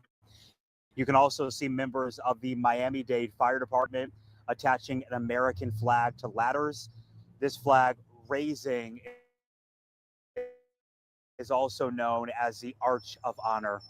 I want to take you now to this heartbreaking video that we're looking at of the casket leaving the hospital and then loading into the ambulance. As we mentioned all night long, this is what no one wanted to do, but they had to do it for their fallen brother who was shot in the line of duty and eventually died here at the hospital. Again, I'm loading him from this trauma center, from the hospital into that casket, and then into an ambulance, and then driving him away. And when they drove his body away, you could see on the faces of the motormen their emotion, but also this is a very serious job. This is a serious moment, and they understood the magnitude of this moment. But there were a number of officers, hundreds of officers, who had lined the streets. Those same officers who rushed to the emergency room. After they left the emergency room, they lined the street and they watched as that young officer's body left here and went straight to the medical examiner's office too. It was a very heartbreaking night, a lot of pageantry for a officer who died in the line of duty. We're live here at HCA Kendall. Aaron Maben, Local 10 News. Aaron, thank you. And our camera spotted Miami-Dade Mayor Daniela Levine Cava tonight at the medical examiner's office. She did not speak to the cameras or us, but she did release a statement earlier. She said, "I'm praying for the Miami-Dade Sheriff's Office deputy who was shot this afternoon in the line of duty. Our entire community stands with the brave officer, his family and fellow deputies, and all our men and women in uniform who put themselves at risk to protect our community." And we're also getting reaction tonight from our leader, Senator Ashley Moody, saying, quote, "My prayers are with the family and loved ones of Miami-Dade Sheriff's Office Deputy Devin Jaramillo, who was tragically shot and killed this afternoon while serving and protecting his community. May his memory be a blessing and his life be an inspiration to all who knew him." And Senator Rick Scott saying tonight, heartbroken to hear about the passing of Miami-Dade Sheriff's Office Deputy Jaramillo. He was so young and a man of tremendous courage, putting his life on the line to keep Florida families safe, the definition of a hero. Please join Ann and me in praying for his family and all who are facing this unimaginable loss. And tonight we are staying on top of this breaking news right here. A deputy killed in the line of duty. We have crews in Miami-Dade covering this developing story tonight. Our team coverage continues at 9:30. But first, Spo speaks. We are hearing from the Miami Heat's head coach for the first time since a massive fire destroyed his home. That's next. Yeah, his house burned down. Okay, so let's pause it there. Bring it back to me. Let's reset the show because I said breaking news, man. I jinxed myself. I jinxed myself with that one because I was like, any breaking news, just check and see. And I saw that, and that was pretty big breaking news. So we got other shows to watch, so we're gonna continue on with the show. Wow, man, that officer. I can't wait to see. There's a lot of information that I'm actually gonna follow up on that and see what the hell to ambush an officer and then attack him and then kill him. And then why did one of the guys kill himself? That's like I don't understand. Like I don't understand. It's just very weird. So without further ado, let's go ahead and continue on with the show. To talk a lot more and break down what we just sort of learned there, I want to bring into the conversation legal analyst Nima Rahmani. Nima, thanks so much for being with us here on Live Now from Fox. Of course, when it comes to some of these SNAP issues, it really hits home for people. We were just listening into that press conference with that man talking about he's disabled, he's on a fixed income, and these SNAP benefits are not coming. What did we just now learn through the court system as the government still remains shut down at this hour? Thanks for having me, Christina. And like you said, more than 42 million Americans do receive these benefits. 1 in 8 people in the United States. Well, So this is I a do. big deal for a lot of folks. So let's talk about the latest developments today in the legal case. So yesterday, the judge, like you said, ordered the federal government, specifically the Department of Agriculture, to dip into another pool of money. It's called Section 32 WIC, commonly referred to as women, infants, and children. So this is a separate pool of money. There's $23 billion there. And the judge said, you have to dip into this other pool to pay the SNAP benefits. Why does that matter? Well, that program typically costs the government about $3 billion a month. So there's a lot of money there that can come backfill this shortfall. We know the SNAP program costs the federal government approximately $8.5 to $9 billion a month. So this additional money could potentially fund the program through the end of the year. Now, the federal government is saying that this is unlawful. You can't force the government to pull from one pool of money to pay for another. Now, the Section 32 program, it was funded by 1932 congressional law called the Agriculture Adjustment Act. And the second argument that the government is making is Let me go that get me a this snack. is a I'll be judge right back. telling Congress to appropriate funds and to spend money. And the nonprofits that sued in the cities, they said, no, this money has already been apportioned. It just has to be spent. And the USDA is refusing to do so. Today, the government filed an appeal and asked for an emergency stay. A stay would be putting that lower court's ruling on hold. And the First Circuit Court of Appeals, they declined to do so. So as we're speaking right now, Christina, that order is in place. The government must fund the SNAP program.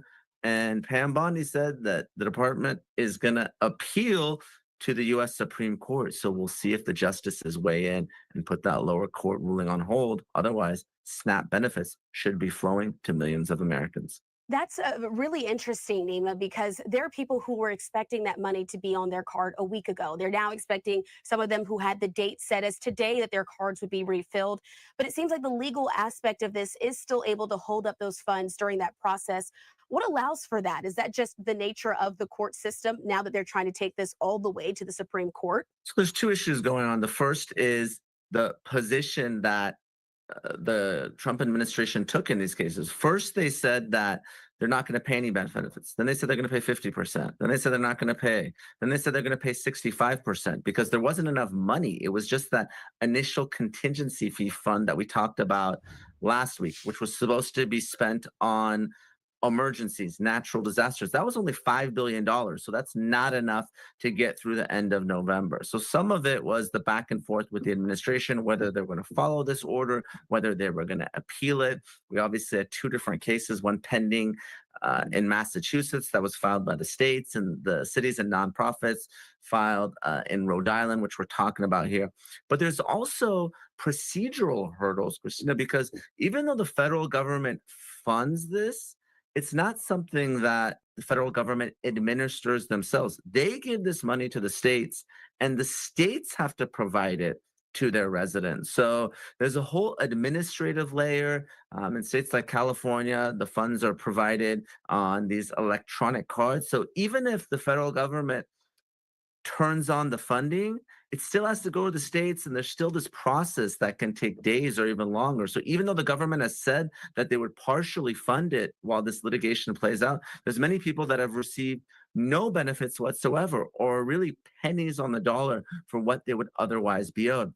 That's why Judge McConnell's decision is so important, because what he said is the full program needs to be funded 100%. So if his ruling sticks and the Supreme Court doesn't step in and the government follows that order, everyone should be receiving their SNAP benefits in a matter of days.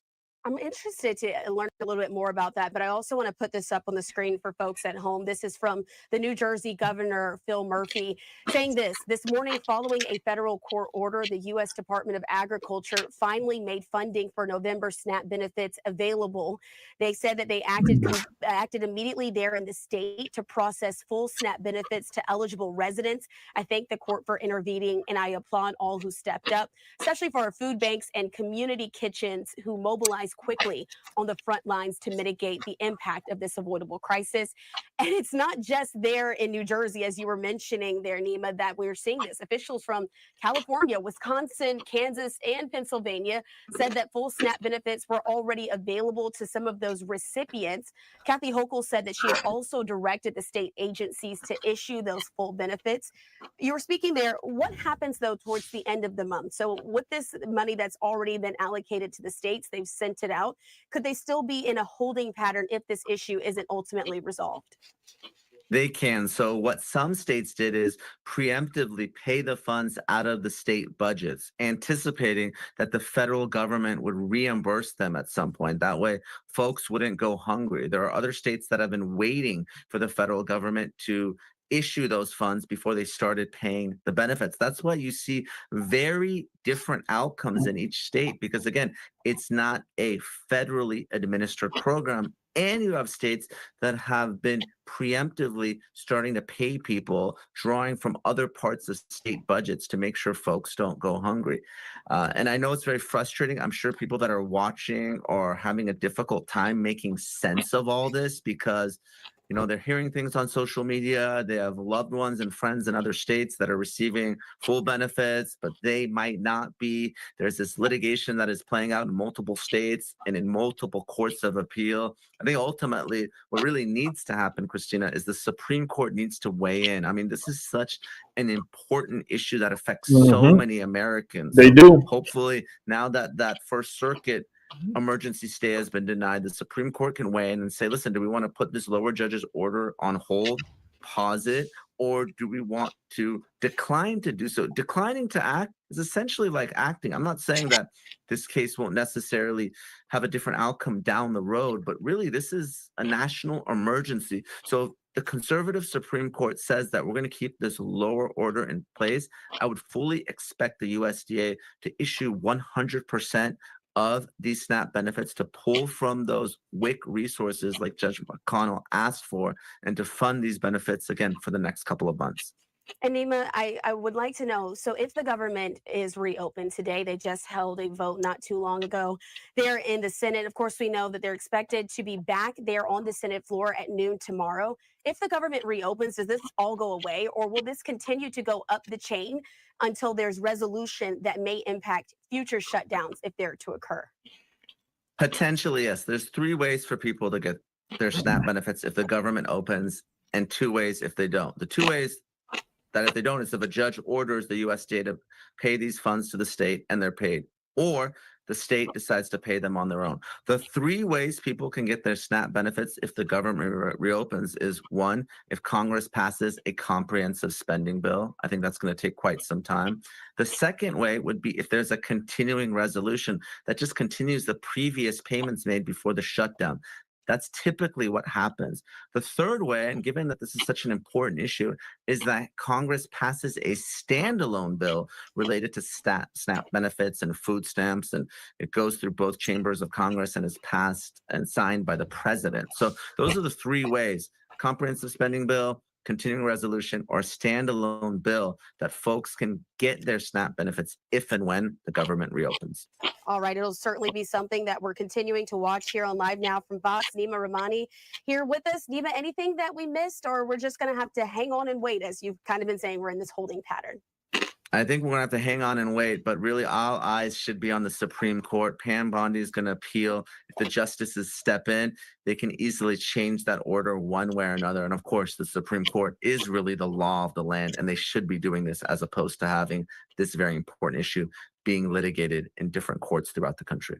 All right, we'll see if it makes its way up there to the Supreme Court. Of course, legal analyst Nima Rahmani here with the very latest to help us break that down. Thanks so much for being there. Thanks, Christina. Talk to you soon. All right, just keep moving. If you plan to fly anytime soon, you may want to double check your flight status. Thousands of flights have been canceled at 40 major airports, including here in our region. Yeah, this is affecting so many people. The order comes from the FAA as air traffic controllers are calling out sick amid the ongoing government shutdown. Your reporter Dylan Fearon is live at Bradley Airport tonight. And Dylan, there's some good news and some bad news here. Mark, Aaron, that's right. The good news is leaving Connecticut, no problem, because Bradley isn't one of those 40 airports directly impacted tonight. But for people leaving here tonight for vacation for the next week, maybe even longer, getting home could be an issue. We're leaving today, a day early, and our ship sails tomorrow. Girls trip, Marjorie, Allison, and Natalia are catching a flight to Tampa, then relaxing on a cruise to Mexico. Weather, sun, beach, relax, friends. Friends for 30 years, no issues flying out. It's coming back from Tampa in a week. That's a bit concerning as major airports reduce flights. Thankfully, we have direct flights, so that reduces the likelihood of delays or cancellations. Anthony Green flies every week. An engineer and project manager, he's off to Detroit in a few minutes, worried about his schedule later in the month if the government shutdown continues past Thanksgiving. I imagine quite a few people are concerned, myself included. Hopefully this will be resolved expeditiously and it won't linger out too long. Although Bradley isn't directly impacted yet, the Connecticut Airport Authority says it continues to monitor the situation daily, adding passengers flying in the coming days should be checking the status of their flight with their airline before coming to the airport. JFK, LaGuardia, Newark, and Logan airports are reducing flights, which could impact Connecticut travelers.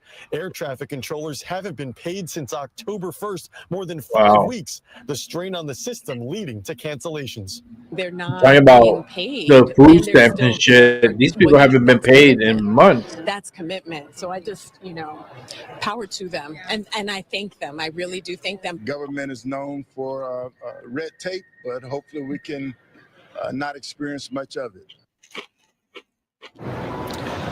So 4% of flights were canceled at those 40 airports tonight, Mark and Aaron. That jumps up to 6% on Tuesday, 8% on Thursday, and 10% next Friday.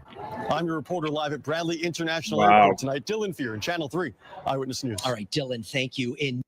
That's going to be crazy. Let's keep it moving. Put the sound up here. That we have there in Chicago. And so we're following this from some of our partners there at Fox 32 WFLD.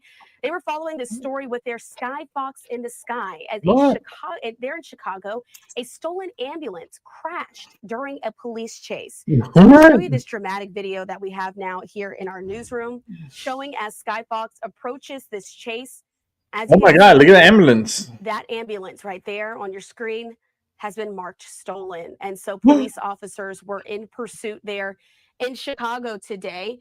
And ultimately, during that, this happened on Chicago's west side, it led to a man's arrest as well. And so what we ultimately know is that this incident happened around 4 p.m. local time.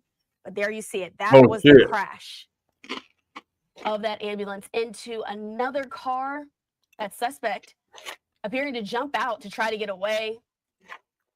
Police immediately surrounding. And so you can see just how many officers responded there to this incident, blocking off the street in multiple directions.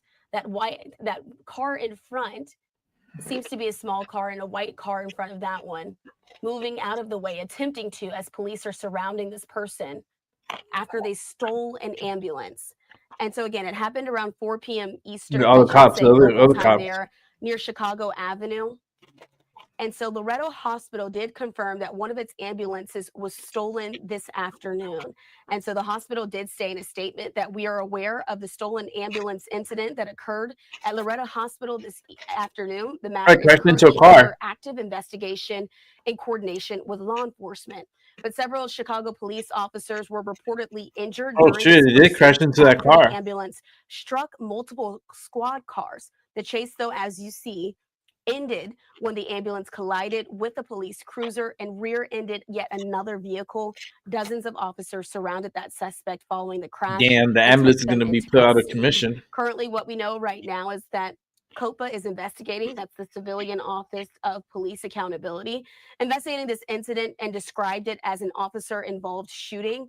What currently unknown, though, at this time is whether any of those civilians or responding officers were injured. The man's identity has not been released at this time, but anyone in the Chicago area with information on this incident are urged to call COPA's office there as well. And so this dramatic video, wanted to make sure we brought it to you. You can see that suspect there being dragged along by those deputies after having this ambulance stolen in the city. That's crazy. All right, let's keep it moving. I wonder what this is about. Oh, this is the collapse? Oh, this is fucked up.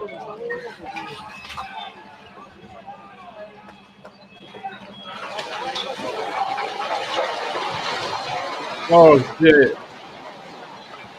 Oh shit, the firefighters were inside.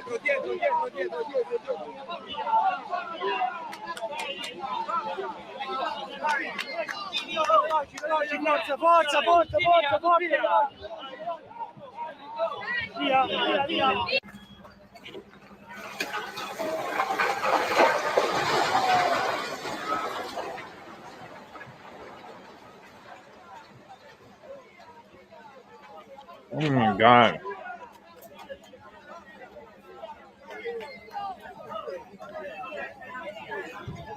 That's crazy. There's people in it.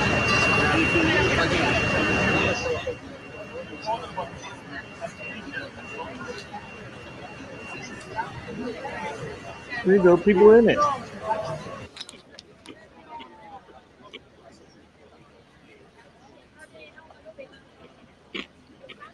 I'm trying to get the people to come out. Look, you see there's a couple of people in there? Oh shit. They collapsed on them.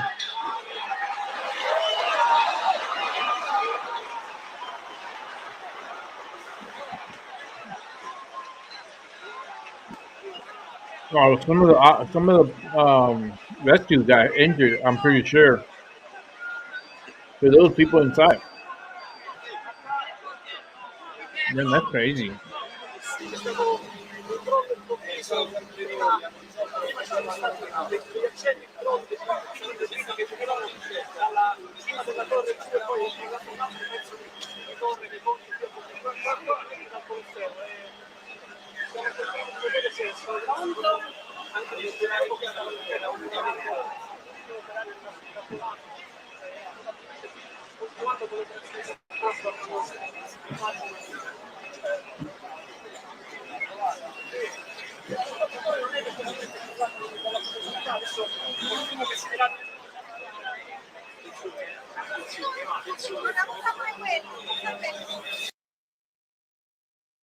That's wild.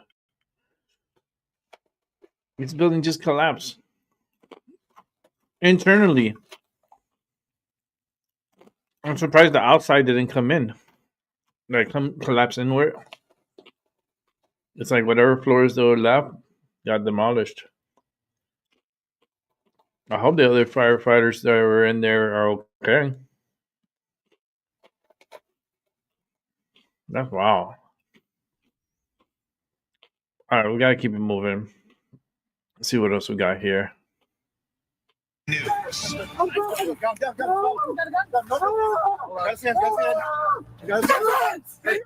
First up right now at 5, a breaking update in the murder case of an 11-year-old girl. Thanks for joining us on this Friday night. I'm Mark City. And good evening, I'm Erin Connolly. Just minutes ago, we got body camera video from New Britain police showing Jonathan Nanita getting arrested. He is the man charged with murdering Jacqueline Torres Garcia and was dating her mom at the time of her death. Your reporter Amanda Callahan is here right now, first up, with a closer look at the video tonight. Amanda. Well, Mark and Aaron, when Nanita made his first court appearance last month, he had bruises and cuts visible on his face. We did learn from New Britain police that he was involved in a struggle with officers when he was taken into custody. And tonight we're getting a closer look at that struggle. Okay.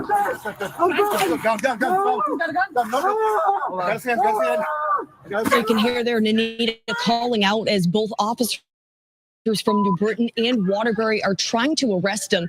The video shows several police officers trying to pin him down and get him to cooperate. Now, according to the arrest warrants, New Britain police learned Nanita was driving a gray Jeep and was frequenting a street in Waterbury. On October 13th, officers in unmarked vehicles tracked Nanita to that location. He then tried to flee the scene at a high rate of speed, which did result in a brief chase. Now, shortly after, 2 police cruisers were able to pin him in the Jeep on Oak Street. That's what you're seeing right here in this video. The warrants say after multiple verbal commands to comply with arrest, Nanita continued to refuse. Now, one officer said he struck Nanita in the right side of his body. Another said he had to strike him several times in the abdomen. Now, we did just get this video in minutes ago, and we're continuing to dig into the body camera footage. We will bring you another look on Eyewitness News at 6. Your reporter Amanda Callahan, Channel 3 Eyewitness News. All right, Amanda, thank you very much. Man, that's crazy, girl. That is crazy, girl. All right, let's keep it moving. We got a lot to keep watching. Hey guys, welcome to the Liberal Hive Hi, Mind, a Mike. channel solely focused on exposing the abundant hypocrisy of the left. And of course, here's the meme of the day brought to you by 5mind.com. Well, that was quick. And that's the second video today that I start off saying the same thing. The first one being on the ground, small business owner regret following Mamdani's rise and victory. And well, for this one, it's very similar. Again, I think very quickly reality's starting to kick in. It's not just small business owners that are now freaking out after this trust fund baby was elected into power. No, it's also the tax space. It's been less than 24 hours, and we're already getting reports that apparently thousands upon thousands of people are now already preparing to leave the state. Reports are indicating that real estate agents are getting inundated with calls. The most productive people in the state are already planning to pick up and leave. And so let's call it the flight of productivity has already started. The most productive, most contributing members of New York City society are already seemingly headed for greener pastures. Let me show you guys exactly what's going on. We got some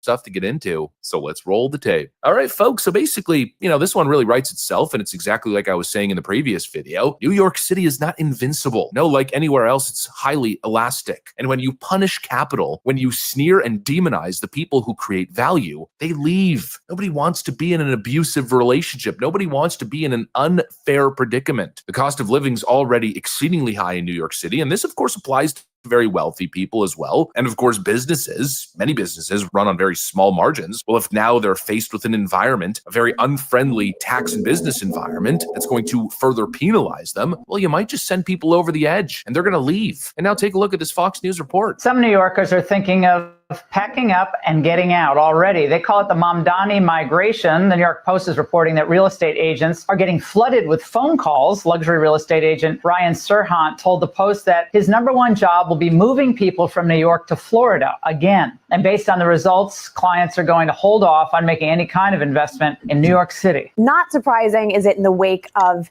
him clinching that Democratic nomination that wealthy people, really anyone with sort of a vested interest in the city, was exploring options of where they could move.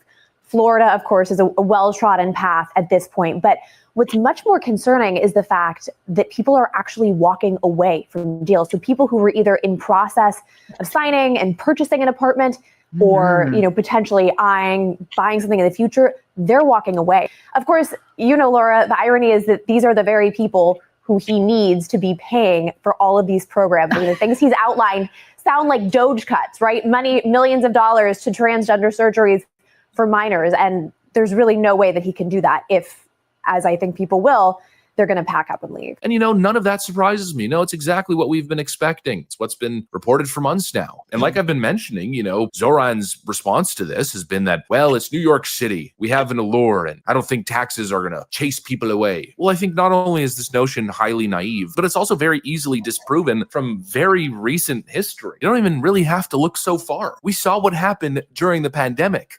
Funnily enough, Andrew Cuomo's track record, as well as Bill de Blasio, we saw the mass lockdown, the defunding of police, the city totally taken over by idiotic woke ideology. And what happened from 2020 to 2023 and even continuing to today? People left. They fled. And not just a couple people, hundreds of thousands of people on a yearly basis. Sure, you got some people who will blah, blah, blah about their incredible virtue. Oh, I'd happily pay more and more taxes because I'm such a good Democrat and elitist fancy person. But when push comes to shove, when reality kicks in, once the finances hit, those same people leave. And I've seen it firsthand. I'm in South Florida and I go out to dinner a lot. And at all these high-end restaurants, I just either listen to conversations that are happening, or sometimes I'll converse with people that I might be sitting next to at a bar. I hear it so many times. Honestly, it's kind of unbelievable. It's almost like everybody that I meet is from New York, and it's really no surprise why. Woke policies increasing crime. Nobody wants to raise a family or live in a high crime environment. Nobody wants to see people doing heroin on the streets as they're walking in New York City. I've had that experience walking around in New York City many times. People smoking crack or injecting literally on the streets. And of course, productive people don't want to be treated like ATM machines for a city government that cannot deliver on the promises that it's pushing. It's been decades of Democrat control. Taxes continually creeping up, getting more burdensome. And life's not getting better. Life's getting more unaffordable. People have noticed that. At least the smart people have. And so no wonder they're going to Florida. They're going to a place that rewards productivity. And most importantly, a place that understands the basic concepts, the basic fundamentals of economics. Something that clearly is becoming less and less common in New York City. The whole perspective, the leftist perspective on landlords, I think is the clearest example. And here's another clip of an individual who supposedly is a landlord, and he says he's going to North Carolina. Ivan,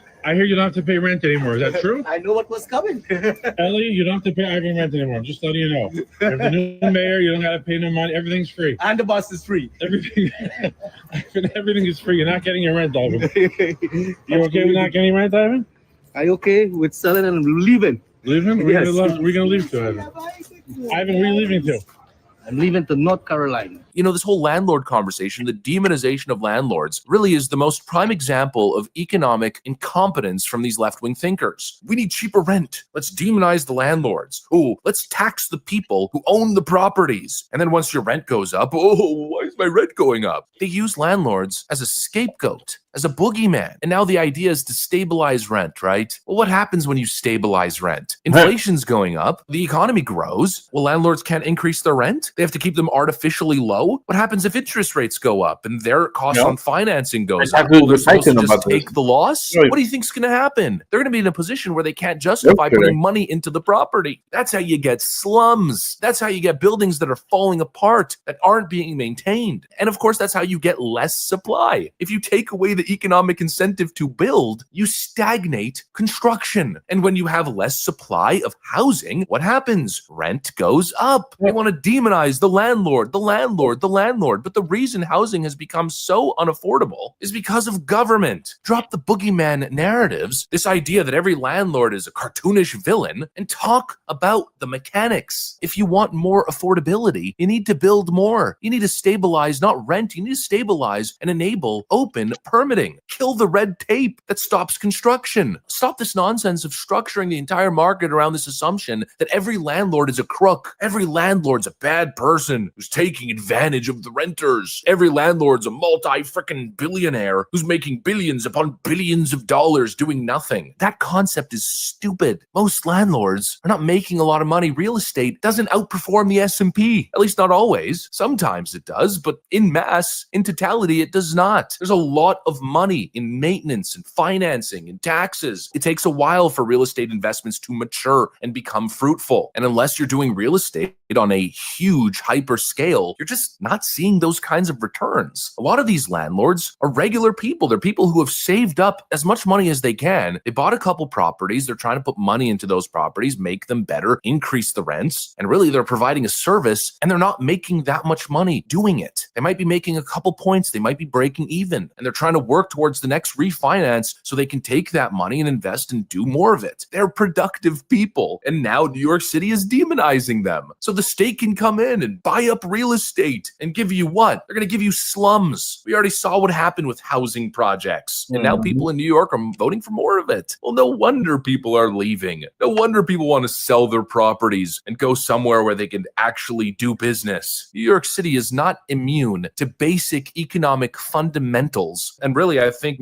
following this Mamdani thing, the left really does need to learn a very harsh lesson. You cannot engage in class warfare and regulate your way into prosperity. You have to do it the proper way. You have to build. You have to incentivize. You have to enable the most productive people in your society, not demonize them. And well, obviously, the voters in New York, mostly the expat voters, the young college feminists, clearly they don't understand it. And I think they're about to get a serious dose of reality check. It's coming. Whether it happens this year, I don't know, but it's definitely coming down the pike. If Mamdani does what he's attempting to do here, you can bet your last dollar on it. It is coming one way or another. When you attack productivity, the whole system falls apart. And that's exactly what New York City voters voted for. Good luck. Anyways, that's what I got for you guys. Thanks for watching, and I'll see you on the next one. All right, we're going to keep it moving because we got Melody King here. So let's watch this. So I came across this video, this investigation that John Stossel did. Now, he did it back in August before Mamdani became mayor. This was part one. There is a part two. I want to watch it and go through it with you guys because I think it's a really good dissection of Mamdani's ideas where they sound lofty, they sound great, just like Obama, a lot of promises, but they're stupid. There's no practical element to it. And if you really dig into the meat of it, they don't really have a plan. These are just promises with absolutely no idea how they do it, except for they do have some ideas of how they're going to do things. And I want you to see how dangerous this is. So it says, a socialist will likely be my next mayor. I don't often report on local politics, but I make exception for Zohran Mamdani because people believe in him. He got a record number of votes in the primary, yet what he believes is just so stupid. I agree. I agree. But let's take a look at this. I will be your Democratic nominee for the mayor of New York City. Zohran Mamdani will probably be my next mayor. He's popular. Winning more primary votes than any mayoral candidate in New York City history. People like him because he's good looking, charismatic. Oh, no, that's song again. The media can't get enough of him. And joining me now is Zohran Mamdani. They also like him because he's a proud democratic socialist. A democratic socialist, like AOC. I am here loud and proud to rank Zohran Mamdani #1 for mayor of New York City. They and most of the media have something in common. Do you like capitalism? No, I have many critiques of capitalism. I don't usually cover local politics, but I'll make an exception for Mamdani because what he believes is what so many privileged young people believe. And these socialist ideas are just stupid. In this video and the next, we'll look at why socialist policies always backfire. Socialism. Terrifying word. Mamdani mocks those who fear socialism. He says democratic socialism just means The commitment to dignity, a state that provides whatever is necessary for its people to live a dignified life. that sounds nice, but a dignified life is not what socialism brings. Mamdani was more honest about that before he ran for mayor. The end goal of seizing the means of production. Seizing the means of production. That means government controls most everything. To house poor people, government should take over apartment buildings. Whether you call it the abolition of private property or you call it, just a statewide housing guarantee, it is preferable to what is going on right now. But abolition of private property has been tried. ¿Y este edificio? Es un edificio que tiene comercio privado de joyería. Expropiese. Expropiese. Everywhere it's been tried, government ownership wrecks lives. Here's what grocery stores. Before he gets into the grocery store part, because I'm going to insert some things here throughout. Let me see if this is the one. Yeah, this is the one. Now, this is going viral right now all over X. Now, this is from the PBD podcast. Take a listen to what he says. Pay attention to this. It's wild. It's wild. The man's an idiot, a complete fool. It's just insane. His ideas have no possibility of working. Just like through all of history, socialism has never worked. Starting on day one, we will expand the city's special enforcement programs, doubling fines for hazardous violations and tripling them for conditions that are immediate enforcement programs. Hold on. I want to find, let's see, because I hate when the words are not synced up with the thing. If it's not synced up, guys, I'm just taking the clips as I can find them, but hopefully you get the gist. Starting on day one, we will expand the city's special enforcement programs, doubling fines for hazardous violations and tripling them for conditions that are immediately dangerous. And when a really bad landlord, like this guy, refuses to fix the city's going to step in, make the repairs, and send them the bill. Watch next. If that doesn't work, the city's taking over the building. We're putting the worst landlords out of business. He says, we're going to take over the building. So it's theirs. It's the city's. So you mean like seize the means of production, That's like exactly communists? Wait a minute. So he's saying the quiet part out loud. Yes. And people voted for That's it. right. Starting on day one, we will. Okay. But he's couching it as, because they're really bad landlords. And really?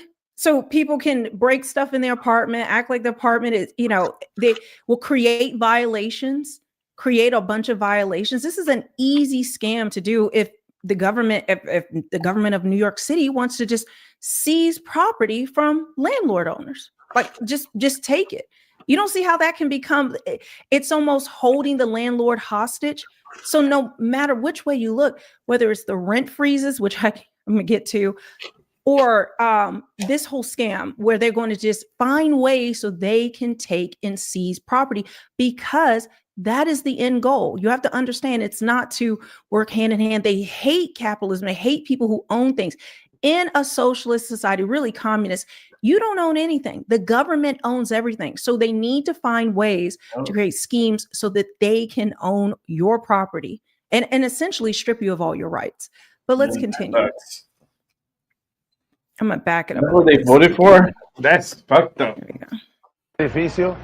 Es un edificio que tiene comercio privado de joyería. Expropiese. Expropiese. Everywhere it's been tried, government ownership wrecks lives.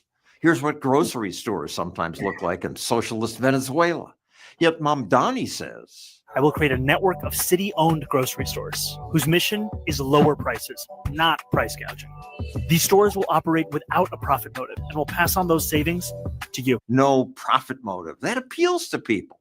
But the profit motive is exactly what keeps stores stocked and why we spend much less on food than we did 100 years ago. And why we have more options. Hundreds of sales every week. We have choices because capitalists must compete to get your dollars. Mhm. Compare your experience at your profit-seeking grocery store to Dysfunction at the DMV. government services bring tedious bureaucracy. People say hours-long waits have been greeting them at the doors. I don't want my grocery store run like that. Shelves are empty at an East Kansas City grocery store that's gotten millions of dollars from taxpayers. Cities have tried subsidizing groceries, but the results aren't pretty. A rotten smell comes through the door, and anywhere you turn, you'll see products that need to be restocked. I watch people walk in and walk out. Yet Mamdani promises, City-owned grocery stores with guaranteed lower prices. even if Mamdani's stores work better, they'll cost tax dollars and take customers from businesses that pay taxes. How are you going to try to come in and disrupt our livelihood? Mamdani doesn't discuss how subsidies destroy private tax-paying competition. He just says socialism helps everyone by taking from the ultra-rich. Do you think that I'm going to pause again, guys, because what they showed about that grocery store, I actually went and looked it up. Take a look at this. Take a look at this. So it says Sunfresh Market on Sunfresh Market on Kansas City, Missouri's East Side in decline with rotten odors, empty shelves. As a voice for everyone, we're following up on tips we received from viewers about deteriorating conditions at the Sunfresh grocery store in the Linwood Shopping Center off Prospect. First off, the smell. I mean, it's just ridiculous. I watch people walk in and walk out. The grocery store has received financial assistance from the city, but has been unable to keep those shelves stocked in an area that in the past has often been referred to as a food desert. Around here, a good thing don't last too long. And it will impact a lot of people and a lot of families. KSHB 41 News reporter Alyssa Jackson went to the store to witness it for herself and is amplifying the voices of frustrated customers and community leaders. It's clear this Sunfresh at 31st and Prospect is struggling. This is the first section people see when they come in. There's barely any produce. A lot of the coolers and shelves around the store look the same way, empty. So shoppers have been asking us, if the store isn't closing, then where's all the food? A rotten smell comes through the door, and anywhere you turn, you'll see products that need to be restocked. No hot food or deli. There was a time this store was on life support. I can tell you today, right now, it's damn near dead. This is a new low, even to people like Pat Clark, who've watched the store go through its ups and downs. 30 days ago, hell, we looked like a grocery store again. The city owns the Linwood Shopping Center. A nonprofit operates the grocery store. Public and private investments are in the millions of dollars for the center. The nonprofit didn't respond to a request for comment. I did ask the mayor's office if the city had plans to step in and consider additional funding. The office responded, the city will work closely with store ownership and all neighborhood stakeholders to support the long-term viability of the store based on normal revenues from customers and area consumers. Where is the money at? I'm asking where the money is. The shelves could indicate the future of the store. Come in here. Look what's going on. They also say a lot about how much patience people have left. Let the store close. Everything on this lot will start to fail. Then whose problem is it then? Alyssa Jackson, KSHB 41 News. So you see that, but then I'm just going to show this quickly, then we'll get back to it, guys, because we got to dig deep. I never want to just, like, John Stossel's report is amazing, but I want to just bring in more so you can really understand the economics of it and how ridiculous all of this is. I'm going to do a separate video about the rent hikes, those types of things. as well. So we're going to be breaking this down piece by piece. Don't worry. I'm going to be covering every single angle of this. Joining us now is Better Cities Project co-founder and policy director, Patrick Tuohy. Patrick, just explain this and go into what is happening with these city-owned grocery stores. So I started writing about this 10 years ago, and I was looking back at some of my columns back then, and I predicted all of this. What happened was the city was eager to do something that looked good, that felt like it was helping people, but they ignored basic free market principles. They invested in a grocery store that private investors wanted to have nothing to do with. And because they didn't then provide the public safety and the transit that people in the community needed, it failed, and it started failing almost immediately. Well, and of course, it's the taxpayers who, are the ones impacted. So we'll go back to John Stossel, but I just wanted to show you a little bit more details to give you a better idea, and we can break those down further in another video. Billionaires have a right to exist. I don't think that we should To come in and disrupt our livelihood. Mamdani doesn't discuss how subsidies destroy private tax-paying competition. He just says socialism helps everyone by taking from the ultra-rich. Do you think that billionaires have a right to exist? I don't think that we should have billionaires. Mamdani says he'll fund his handouts by taxing the rich. But wealth taxes never bring in what's promised. People don't work to pay taxes. Economist Art Laffer famously pointed out that at a certain level, higher taxes stop bringing in more money because rich people work hard to escape high taxes. They'll change where they earn their income.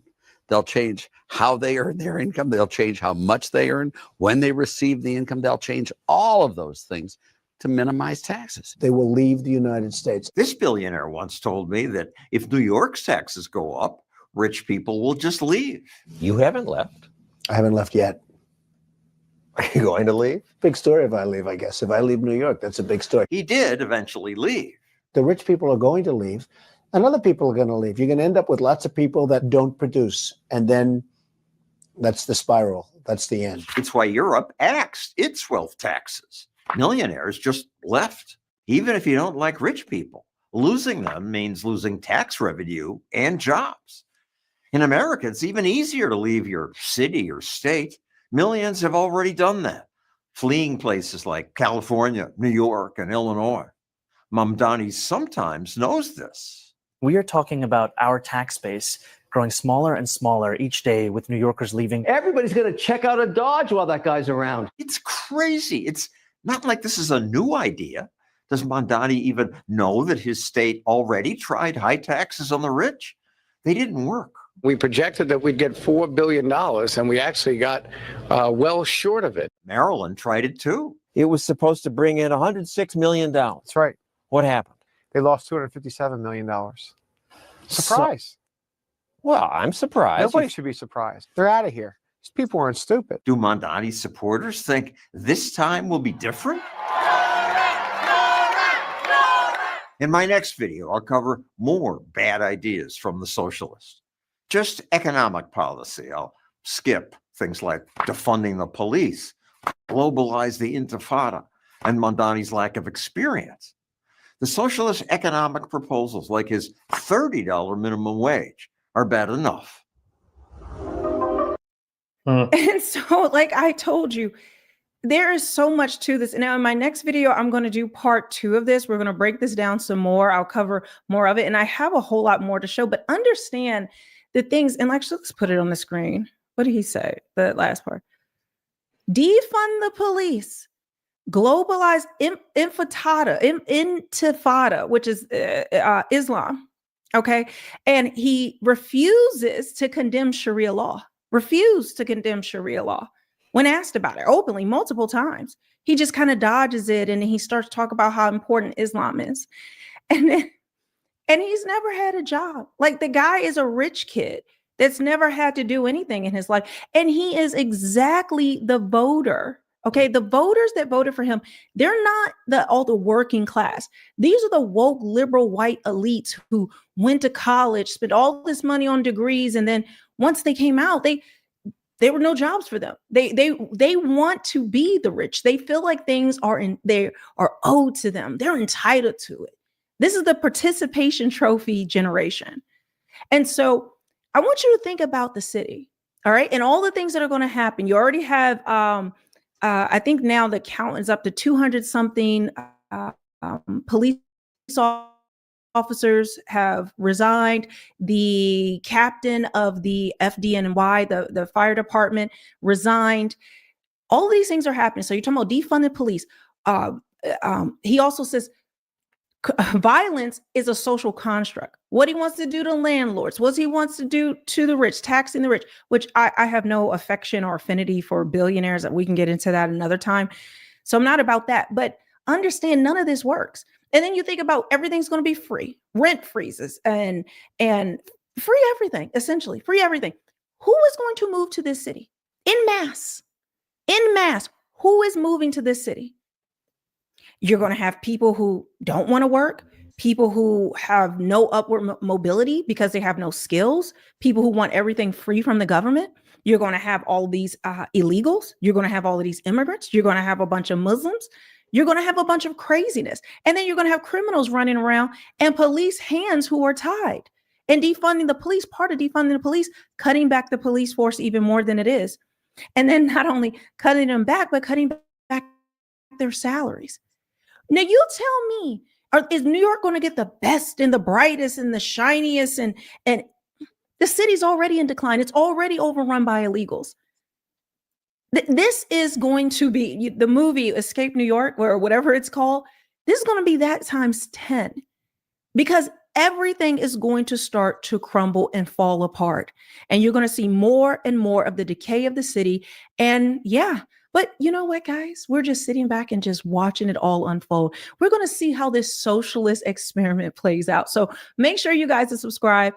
Hit the notification bell because you're not going to miss my updates. Yeah, and let's keep it moving because we got a lot more to watch.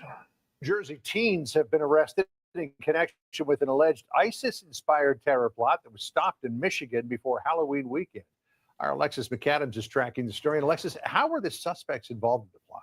Well, John, so according to court documents, these two guys out in New Jersey were in communications with the group that was over in Michigan. And it comes to this. One of the men got so far into this plot that he was going to Newark Airport, was in like the food area and was arrested by the feds there because he was on his way to the Middle East to become an ISIS fighter. So this had been months in the making, according to police. Tomas Khan Guzel and Milo Satarat there, both hit with federal charges. Investigators tell us Guzel was conspiring to provide material support to a terrorist organization, which one? That would be ISIS. Sitarat was charged with transmitting violent anti-Semitic threats to people across the country, and I'll show you his text messages in a minute. So Guzel took photos in front of the ISIS flag. You can see him there. He's also holding a knife. He said he wanted to carry out a Boston bombing-style attack, while police say Sitarat was fantasizing about killing Jewish people for months, John. He wrote this. He was threatening to drive his car into a pro-Israel protest out in New Jersey, writing, quote, "I'm going to run over like 10 Jews." Both men grew up in a fancy suburb right outside of New York City. It's just like a 30-minute drive away. It's Upper Montclair, New Jersey. Setarat says he even told his own mom that her Jewish friends all deserve to die. So, I mean, this is just horrible. And then you see these pictures of him there with a sword. The duo is charged in connection to an ISIS-inspired terror plot out in Michigan. A group was planning a large-scale attack on Halloween. They found ammo. They found tactical gear like this that investigators say they were going to use to kill Americans on Halloween night, not too far from Detroit. Sources tell me more arrests could be coming. So that's what's key so far. They got these guys in Jersey, but it's far from over, John. This whole thing is terrifying. It's and terrible. Thank goodness law enforcement came in and swept them up. Alexis McAdams with the update for us. Alexis, thank you. Hey, everyone. Hey, I'm Emily. Emily. Okay, let's keep it moving. Okay, so that was President Trump meeting with the Hungarian Prime Minister. It was just a short time ago. They're right now in a working lunch at the White House, but they opened it up to press and questions. Mike Pompeo is here, former Secretary of State and a Fox News contributor. And they were asked many times, Mr. Secretary, about Hungarian purchases of Russian oil. Will they stop? Can they stop buying Russian oil? Well, it's great to be with you. The answer is they can stop. The world needs to provide them a solution. We need to come up with a solution. They need to have oil.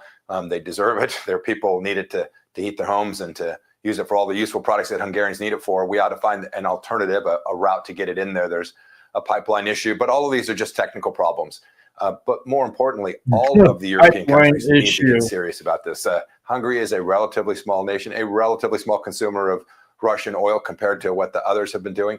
All of Europe needs to get on board. They need to stop funding Vladimir Putin's war of aggression against Ukraine.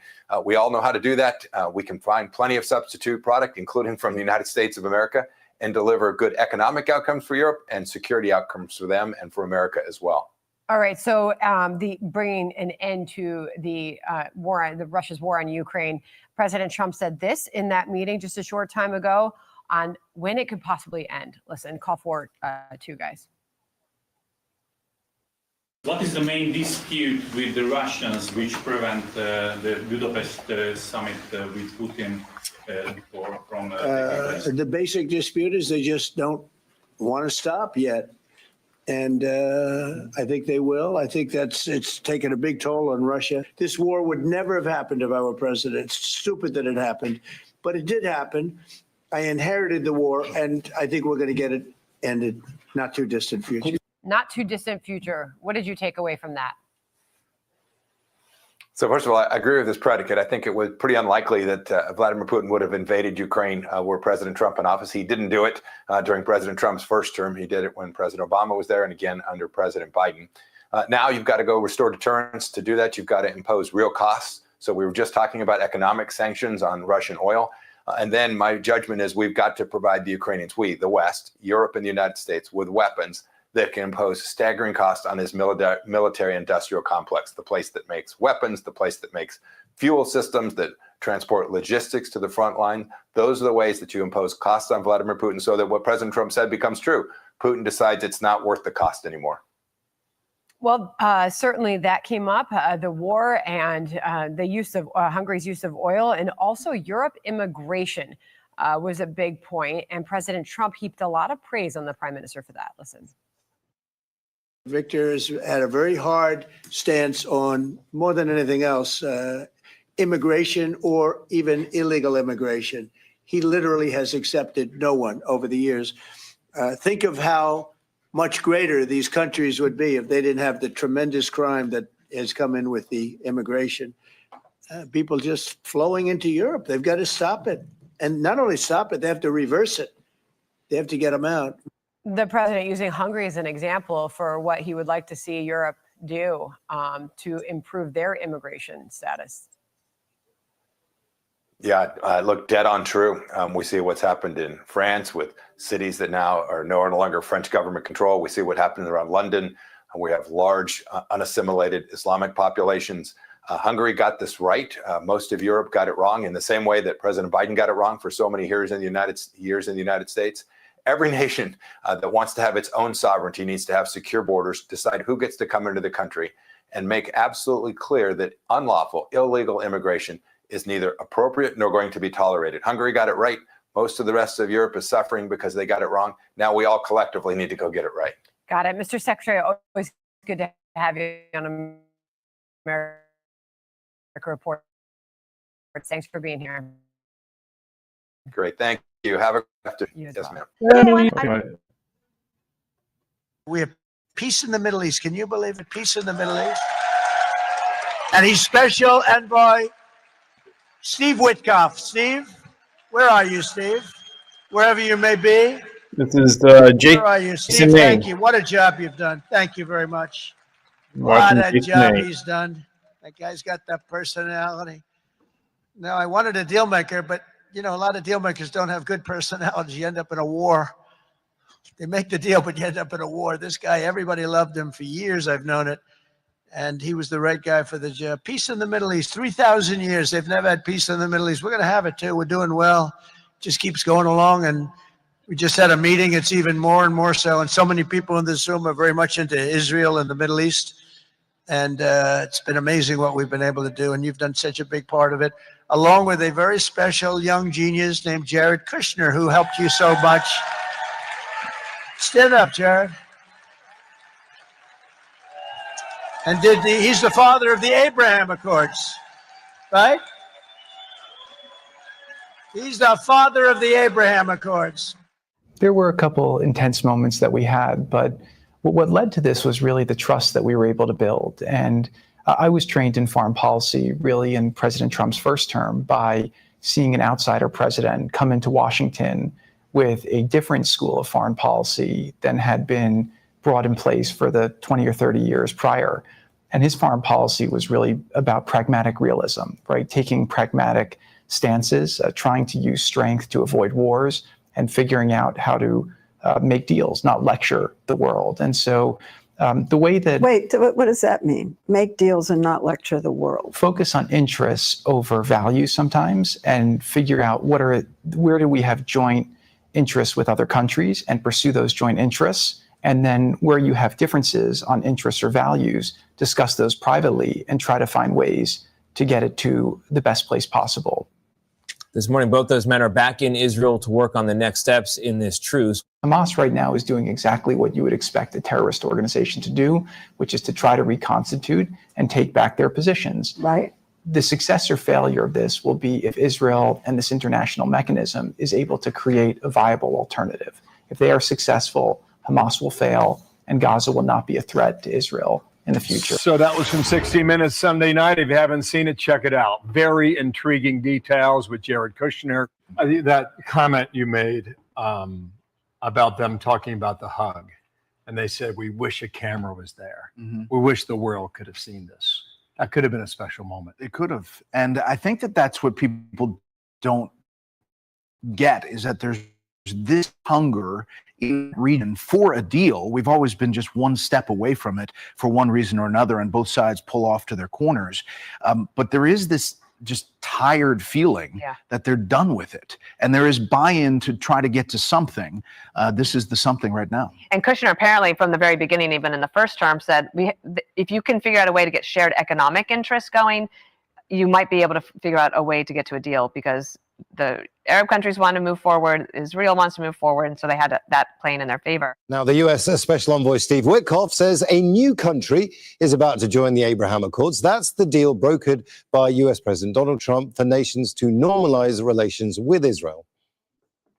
Abraham Accords are big. I'm flying back to Washington tonight because we're going to announce tonight another country coming into the Abraham Accords tonight. Wow. Yeah. So do you want to, lift the curtain here, or do you want to? I have a show at 6 o'clock tonight. I don't know if it's out yet. Well, Several issues were on the table at the summit between U.S. and several Central Asian heads of state. Among them, rare earth minerals, the sale of Boeing airplanes, and the Abraham Accords. U.S. President Donald Trump announced soon after that Kazakhstan, the largest country in the region, would join them. This evening, I'm also delighted to report that Kazakhstan has officially agreed, and that's official now, as of about 15 minutes ago. A tremendous country with a tremendous leader has officially joined the Abraham Accords. At first glance, the move seems hollow. Kazakhstan has had diplomatic relations with Israel for decades, a contrast to countries such as Morocco and Bahrain that only opened them up as part of the Accords. For his part, the Kazakh president said that before the summit, such cooperation would yield economic dividends. After the meeting, he expressed his willingness to maintain strong relations with Washington. My political will to seize all those unique opportunities, and I have no doubts that we have very bright future as it comes to our bilateral cooperation. It could also be that Central Asian countries in the meeting, Kazakhstan, Uzbekistan, Tajikistan, Turkmenistan, and Kyrgyzstan, in addition to their abundance of rare earth minerals, are sandwiched in between Russia and China, and the U.S. is vying for favor over its adversaries.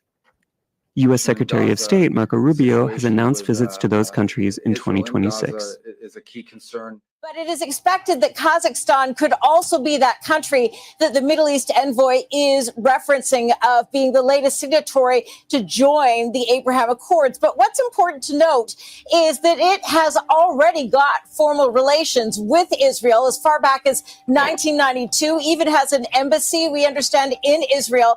But what is important to note is that this would formalize that relationship and would also allow for Israel to turn the page on a negative image it's had as a result of the Gaza war, which seems to be one of the White House goals, in addition to furthering the Abraham Accords themselves.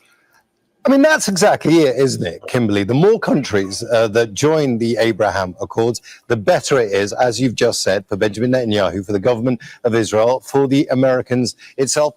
But just explain to us what the Abraham Accords are and why they are that important. Yeah, the Abraham Accords are essentially a document that was put together by the Trump administration back in 2020 at the end of his first term, President Trump's first term. And what it set out to do is to provide stability in the Middle East, and to do so through advancing economic opportunity as well as security cooperation. So it started with the recognition by Bahrain and United Arab Emirates, and the U.S. president has been seeking to expand it ever since. One of the countries he's keen to see the expansion, or kingdoms rather, of Saudi Arabia. So the U.S. president is looking to expand this in his second term. This is, again, largely, if it is Kazakhstan, as the Middle East envoy has suggested, one of these possibilities, it would certainly, again, be very symbolic, given there are already the relations that are in place. But again, this might be more about the public relations campaign and trying to improve the image of Israel, given the fact that its approval rating around the world is so low as a result of the mass casualties as a result of Israel's war on Gaza. Yeah, I mean, you have war. You think it's going to happen. You know, they think that. Thank you, Jason A. That's a good video. But you think they're just gonna, like, I don't know what you want them to do. If that area over there is always gonna be horrible. You know, it's just not a good area. I mean, okay, give me 1 second.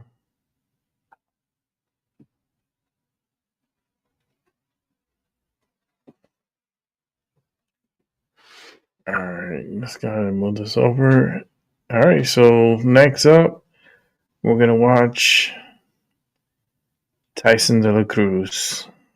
We got a back-to-back Tyson De La Cruz, and then we're going to end off with a Jason A for tonight. He's going to take over the ending of the show, but Jason A is going to end the show for tonight.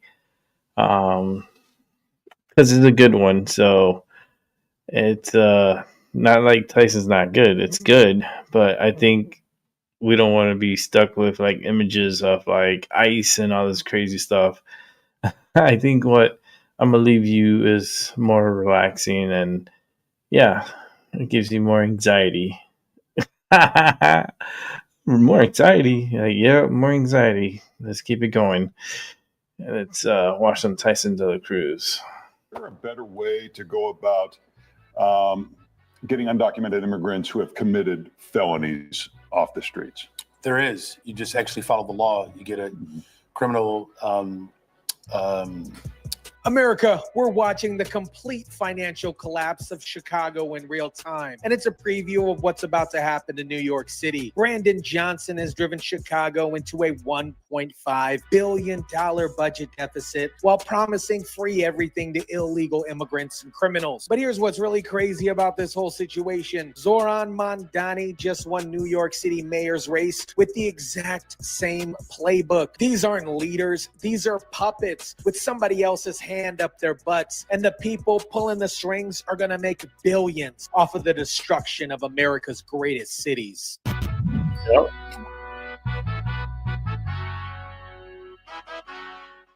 Zoran Mamdani, Islamic Caliphate, our brother in Islam, Islamic Caliphate of New York starts today, baby. What is up, guys? Tyson Dela Cruz here. Thank you so much for rocking with me. This is the playbook. Create the problem, sell the solution, and cash out on both ends. Just like the pandemic, just like every other crisis, these grifters manufacture to get rich. Let me break down the absolute catastrophe that Brandon Johnson has created in Chicago. This man who has never run a business, never met payroll, never created a single job, has managed to drive one of America's greatest cities into a $1.5 billion budget deficit in less than 2 years.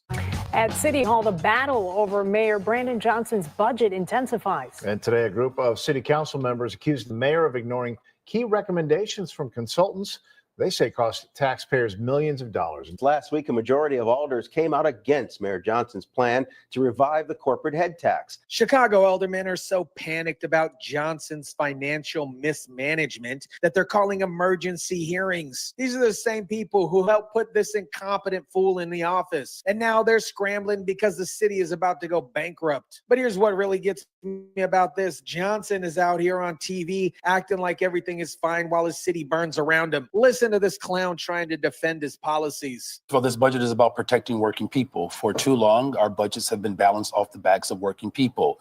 Garbage fees, property tax increases. I've made a commitment that we're going to challenge the ultra rich in this city to pay their fair share in taxes. And why is that important? Because we're setting up a community safety fund that's going to ensure that our officers have mental health support services. It's going to fund our domestic violence programs because we have survivors who are still going through nice AI trauma. pictures. We're going to hire 30,000 plus young people. And we're going to AI invest in our pictures. CVI They're all program, AI our community pictures. violence intervention workers that have been demonstrating It's not that real. violence goes down I significantly could do when that. CVI workers are in place. And so this is a part of the ongoing process. We'll continue to negotiate. But as I said before, the people of Chicago want the ultra rich to pay their fair share in taxes. This man is promising to be a quote unquote welcoming city for illegal immigrants, while Chicago residents can't get basic city services because there's no money left. He's more concerned about protecting criminals than protecting the taxpayers who are funding this disaster. Now, let me tell you something that most people don't understand. Brandon Johnson and Zoran Mamdani weren't elected. They were selected. These are puppets who were chosen specifically because they're dumb enough to follow orders and create chaos that allows the real power brokers to get rich. Brandon Mohawk Johnson was a school teacher. That's it. He never ran a business, never created wealth, never had to balance a budget or meet a payroll expectation, but somehow he is qualified to run a city with a $17 billion budget. Give me a break. Chicago City Council continues to pick apart Mayor Brandon Johnson's $16 billion budget plan. Today, it was top brass at CPD that had to answer for spending within the department that some say is too much. And look what's happening with police overtime spending. It's completely out of control because Johnson's soft on crime policies have created so much chaos that cops are working around the clock because they're understaffed as well, just to keep the city from completely falling apart. Zoran Mamdani is even worse. This 34-year-old socialist has never had a real job in his entire life. He's been living off his mom's teat and taxpayer money as a career politician, and now he's promising to tax the rich and provide free public transit in New York City. The message is about transforming the most expensive city in the United States of America into one that's affordable for each and every New Yorker. And what New Yorkers across the 5 boroughs gave us last night was a mandate to pursue the most ambitious affordability agenda the city has seen since the days of Fiorello LaGuardia. Listen to this fool talk about the most ambitious affordable agenda since LaGuardia. You know what's going to happen? The same thing that happened in Chicago. Massive deficits, fleeing taxpayers, and a complete financial collapse. On January 1st, I will be your mayor. New Year's Day and a new era for this city. Oh, and one more thing. Remember how I told you a few months ago to stop sending us money? You can start again. This transition requires staff, research, and infrastructure. Me and Tyson did this yesterday. Made possible by the people who built it. I feel like I'm rewatching our So I hope you show. make a donation at transition2025.com. Here's what really breaks my heart about this whole situation. The people who are going to suffer the most from these policies are middle-class families who can't afford to escape. The liberal hive mind elected a guy named Zoran Mamdani who's never had a job, and working families are going to pay the price. My MAGA parents, wherever they are probably having a horrible night tonight. Oh, I literally just got goosebumps thinking about it. Like they are in such a bad mood probably about the fact that Zoran just won and Prop 50 is going to pass. Like, wow. God, I'm sorry. It just makes me feel good that my MAGA parents are probably upset right now. When these cities start raising taxes to pay for all their quote unquote free programs, who do you think gets hit the hardest? It's With not AI the rich. pictures. They can afford to move to Florida For or AI Texas. pictures. It's not the poor. They're going to get the free stuff. It's the middle I can make class that those. gets It's absolutely easy. destroyed in this situation. The wealthy people will just one relocate for their money tomorrow. and their businesses, but the middle class families, the teachers, the firefighters, the small business owners, the working parents, they are stuck. They just can't pick up and move because they have mortgages, kids in school, and family ties. I think you can do that, and I think you have to raise taxes on the top 1% of New Yorkers who make more than $1 million a year, and you do that by raising taxes by them 2%.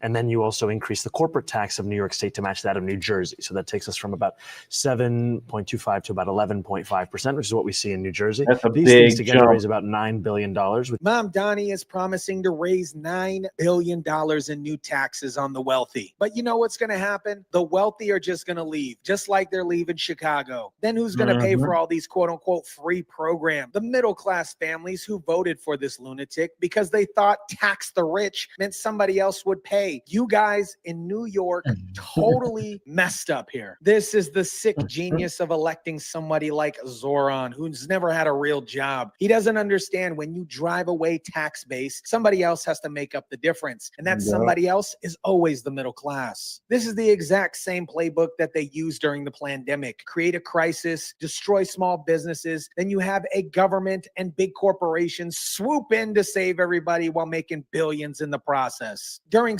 C-19, they shut down small businesses while keeping big box stores open. They destroyed middle class while enriching pharmaceutical companies and tech giants. And now they're doing the same thing to entire cities. And if we're going to ensure that we have safe communities, we have to invest in communities. And the people of Chicago have said repeatedly, the ultra rich in this city, in this country, have to put more skin in the game. We cannot balance our budgets off the backs of working people. Johnson is more focused on protecting illegal immigrants than protecting Chicago taxpayers. He's spending money the city doesn't have on people who shouldn't even be here, while the city services collapse and crime skyrockets. Consulting firms, emergency management companies, and bankruptcy specialists are already circling Chicago like vultures. When the city goes under, they'll get million-dollar contracts to manage the crisis and restore services, the same crisis they helped create. And who's going to pay for all these contracts? The middle-class families who are trapped in these cities, while the wealthy flee and the poor get taken care of by government programs. In my opinion, what's happening in Chicago is a preview of what's about to happen in New York City under Zoran Mamdani. This man has never created a job, never run a business, never had to make tough financial decisions, but he's promising to spend billions on free programs while driving away taxpayers who fund the city. But are you worried that could drive a lot of job creators out of New York? So what I've heard from a number of business leaders is that the affordability crisis is also affecting their ability to attract and retain talent. Listen to this fool dismissing concerns about driving away job creators. He thinks businesses will stay in New York City when he raises their taxes by 60%. This is the same delusional thinking that's destroying Chicago. Liberals in New York City, the liberal hive mind that elected Zoran doesn't understand basic economics. Guys, can I ask you how you feel about Zoran winning? I'm happy about it. Why are you happy about it? I don't know. I don't really know. I just do. Really? Yeah, because I keep seeing all the like cute TikToks of him like partying and clubbing, and honestly, he's like one for the people, you know? That's why you support him? Yeah. Okay. Thank you. I appreciate it. And there Oh you have my it, folks. God. They think you can just keep raising taxes on the rich without consequences. But when the rich leave, guess who becomes the rich that needs to be taxed? The middle class. You said that President Trump was watching you last night. It appears that he was watching you. And it also appears that he and other Republicans are trying to make you the poster boy of the Democratic Party. Mike Johnson, Speaker of the House, calls you a true extremist and a Marxist. And he says now every House Democrat incumbent and candidate will co-own Mamdani's disastrous record in the 2026 midterms. Even Republicans are celebrating Mamdani's victory because they know he's going to be a disaster. Mike Johnson called him a true extremist and Marxist. And he's right. This man is going to destroy New York City the same way Mayor Mohawk Johnson is destroying Chicago. And the middle class families are going to bear the brunt of it. Here's what I want you guys to understand. The people who are going to get rich off of Chicago's collapse and New York's coming destruction are the same people who put these puppets in office. This is not accidental. It is a business plan. According to the Civic Federation, in 2023, CPD budgeted $100 million for police overtime, but spent $282.8 million. And in 2024, another $100 million was set aside, but the department spent $238 million. Mayor Johnson's budget proposal increases the CPD budget to $2.1 billion. It includes salary increases required under union contracts and legal reforms. Look at the police overtime crisis in Chicago. Cops are working massive amounts of overtime because Johnson's policies have created so much chaos. But who's getting those overtime contracts? Who's providing emergency services? The same companies that donated to these politicians' campaigns. When cities go bankrupt, the bondholders get paid first. Guess who the bondholders are? The same Wall Street firms and investment banks that fund these political campaigns. They created the crisis, then profit from the solution. What's your favorite Zoran policy? I have no idea. I'm not from New York. Okay. Thank you. I appreciate it. Why do you support him if you're not from New York? Because I support innovative thinking and democracy. Is it innovative, though? We've done it before. It failed every time. Laos, Vietnam, Cuba, China, Russia, Berlin twice, Italy.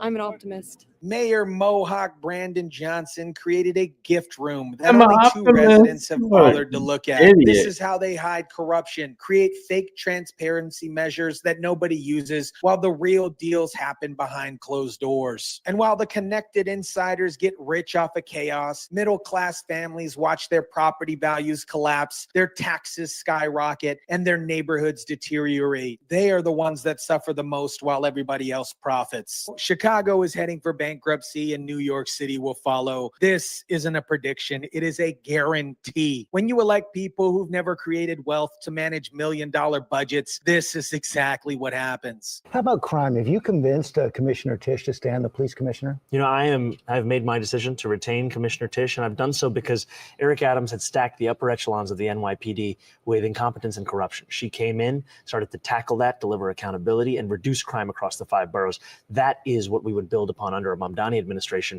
in addition to creating a Department of Community Safety to tackle the mental health and homelessness crisis head on. You've made your decision. Has she made hers? I am looking forward to continue to having conversations with her and to assembling a government of the best and the brightest. Mamdani is talking about assembling a government of the best and the brightest, but he's never worked with anyone who actually built anything. His entire network is either career politicians and activists who never created a job or balanced a budget. The people who are going to make money off these collapses are already in position themselves. They're buying distressed debt, setting up emergency management companies, and preparing to swoop in when bankruptcy filings start. And the middle class, they'll be left holding the bag, paying higher taxes for worse services while watching their cities crumble around them. America, what's happening in Chicago and what's about to happen in New York City isn't incompetence. It is a coordinated plan to destroy these cities so connected insiders can profit from chaos. Brandon Johnson and Zoran Mamdani are puppets who were selected specifically because they're dumb enough to follow orders and create conditions for bankruptcy. They've never had real jobs, never created wealth, and never had to make tough financial decisions. The liberal hive mind that elected a guy named Zorhan, who never had a job, doesn't understand that they just voted to destroy their own communities. The middle class is going to suffer the most because they can't afford to escape like the wealthy, but they make way too much money to qualify for these quote unquote free programs. The same people who profited from the pandemic are now profiting from urban collapse. They created the chaos through their puppet politicians, then swoop in with quote unquote solutions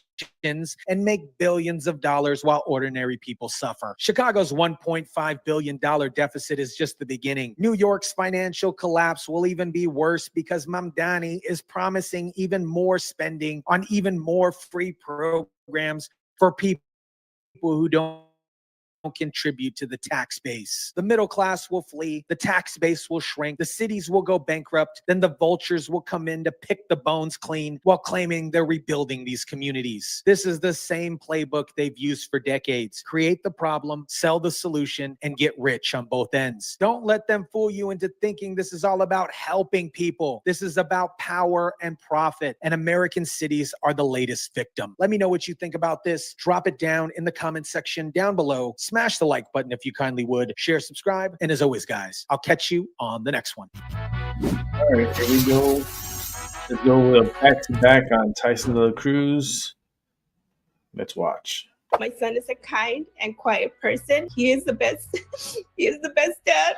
Please free my son now. America, we just witnessed the most ridiculous immigration enforcement story that I've seen in a long time. A man in Los Angeles attacked ICE agents with a hammer and threw rocks at them like he's some kind of Latino Thor, all while his 1-year-old daughter was sitting in the back seat of his car. But here's what's really insane. The left-wing media and his family are trying to paint this violent criminal as an innocent victim who was just trying to comply with officers. This man turned a routine immigration operation into a dangerous situation that put his own child at risk.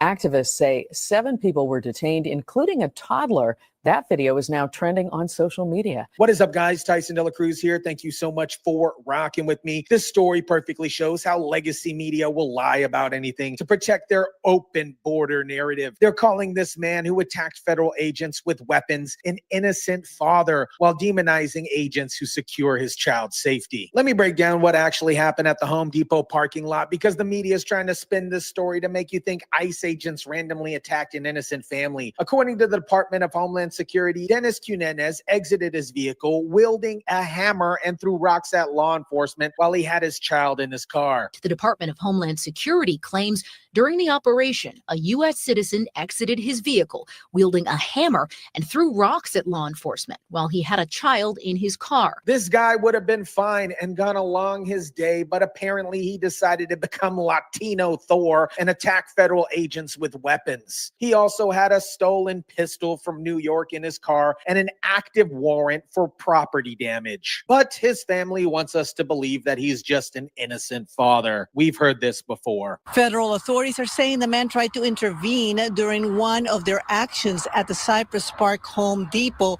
Now, members of the Rapid Response Network were also there with their cell phones on. They got video of the arrest, but not what happened before. The media keeps showing the arrest footage, but conveniently leaves out the part where the man attacked agents with a hammer. They want us to see him getting handcuffed, but they don't want you to know why he's getting arrested. Unfortunately, this guy tried to act up while having a child in the car. And yes, the agents secured the child first. This is the first thing that they did. But somehow the media is acting like protecting a 1-year-old from a violent situation is some kind of human rights violation. Now, let me tell you about the lies this man's family has spread into the media. His mother, Maria, is claiming her son was complying with officers and that the videos show that he did nothing wrong. My son was taken by masked men, scared, heavily armed ICE agents, while my granddaughter remained strapped in her car seat in the back of the vehicle. My mijo didn't do anything wrong. What you see in the videos, he was complying. Really? Welding a hammer and throwing rocks at federal agents is complying. Having a stolen gun in your car is doing nothing wrong. I asked the officer, so when can I see my son? they go, oh, you cannot see him because we're pressing charges. So they're pressing charges that he assaulted a federal agent. But in the videos that I've been looking, I don't see no assault. I don't. And it scares me because if they do that to him, he's going to go to jail for a very long time without doing nothing.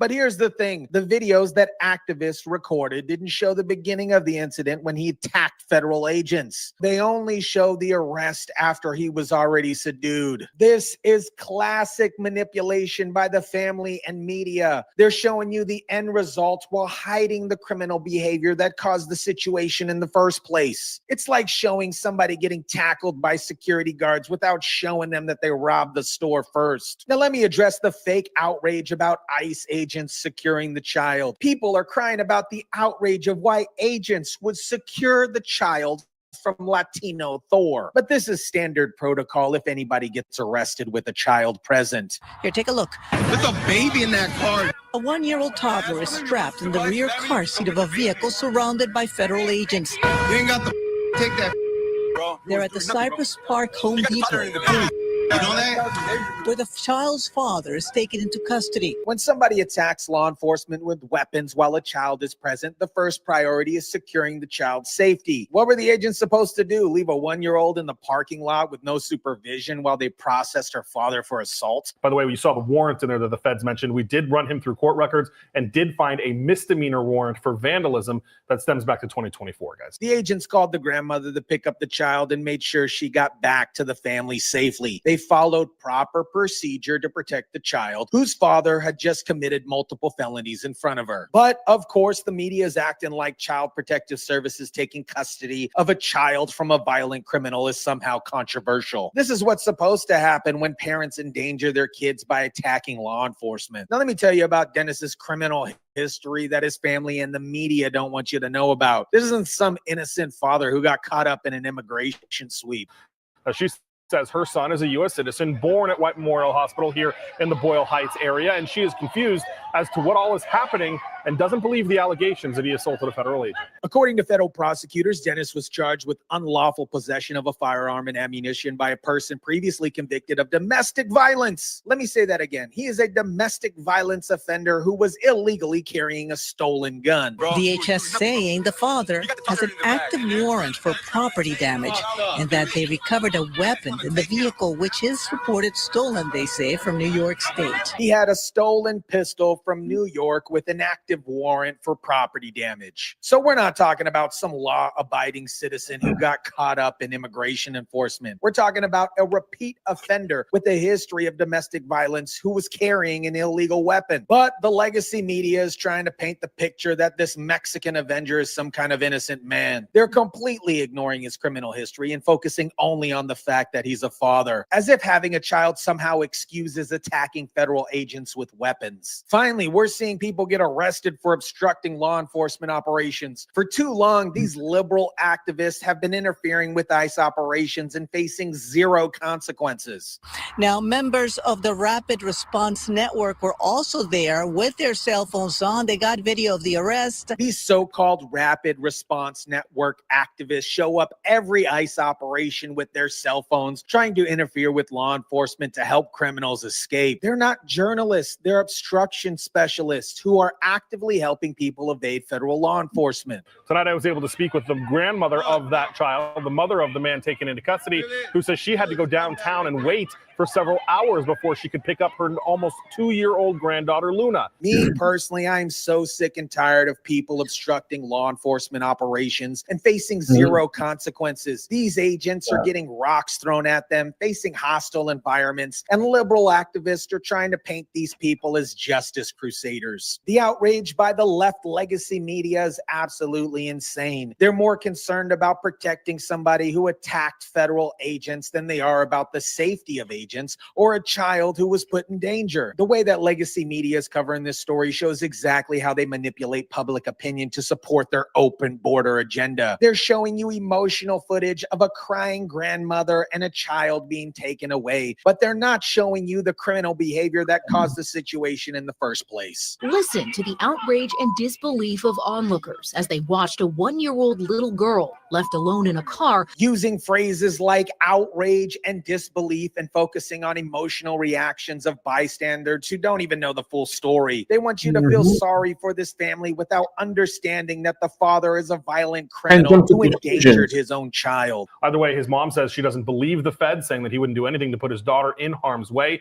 But he literally attacked federal agents with a weapon while she was sitting in the back seat of his car. That is the definition of putting your child in harm's way. The media is trying to treat this like it's some kind of civil rights violation, when it's actually a textbook example of law enforcement doing their job properly in a dangerous situation. Let me tell you who the real victim is in this story. It's not Dennis, who chose to attack federal agents with a weapon. It's not his family who are lying to the media about what happened. The real victims are ICE agents who were just doing their job and got attacked by Latino Thor. These agents are out here every day trying to enforce our immigration laws while facing hostility, violence, and constant media attacks. They're getting rocks thrown at them by criminals and getting demonized by the press for defending themselves. The 1-year-old is also a victim, not of ICE agents, but of her father's criminal behavior. He is the one who put her in danger by attacking law enforcement while she was in the car. He's the one who chose violence over compliance. But instead of holding this man accountable for his actions, the media and activists are trying to make him into a martyr. They're using his child as a prop to generate sympathy for somebody who committed multiple felonies. America, this story perfectly illustrates everything wrong with how the media covers immigration enforcement. They take a clear-cut case of a violent criminal attacking federal agents and turn it into some sob story about family separation. Dennis had every opportunity to comply with law enforcement. Instead, he chose to become Latino Thor and attack agents with the hammer while his daughter was watching from the back seat. That's not heroic. That's criminal and reckless. ICE agents did exactly what they're supposed to do. They subdued a violent suspect, secured the child's safety, and made sure she got back to family members. That's professional law enforcement, not the human rights violation the media is pretending that it is. I'm glad we're finally seeing consequences for people who obstruct law enforcement operations. For too long, these activists have been interfering with federal agents and facing zero accountability. The legacy media's coverage of this story shows exactly why Americans don't trust them anymore. Should be charged They'll too. lie about anything to protect their political narrative, even when it means defending somebody who attacked law enforcement with weapons. Actions have consequences. If you attack federal agents with a hammer, you're going to get arrested. If you carry stolen guns as a domestic violence offender, you're going to face charges. If you endanger your child by committing crimes in front of them, Child Protective Services is going to get involved. That, my friends, is how the law works, regardless of what media wants you to believe. Let me know what you think about this. Drop it down in the comment section down below. Smash the like button if you kindly would. Share, subscribe,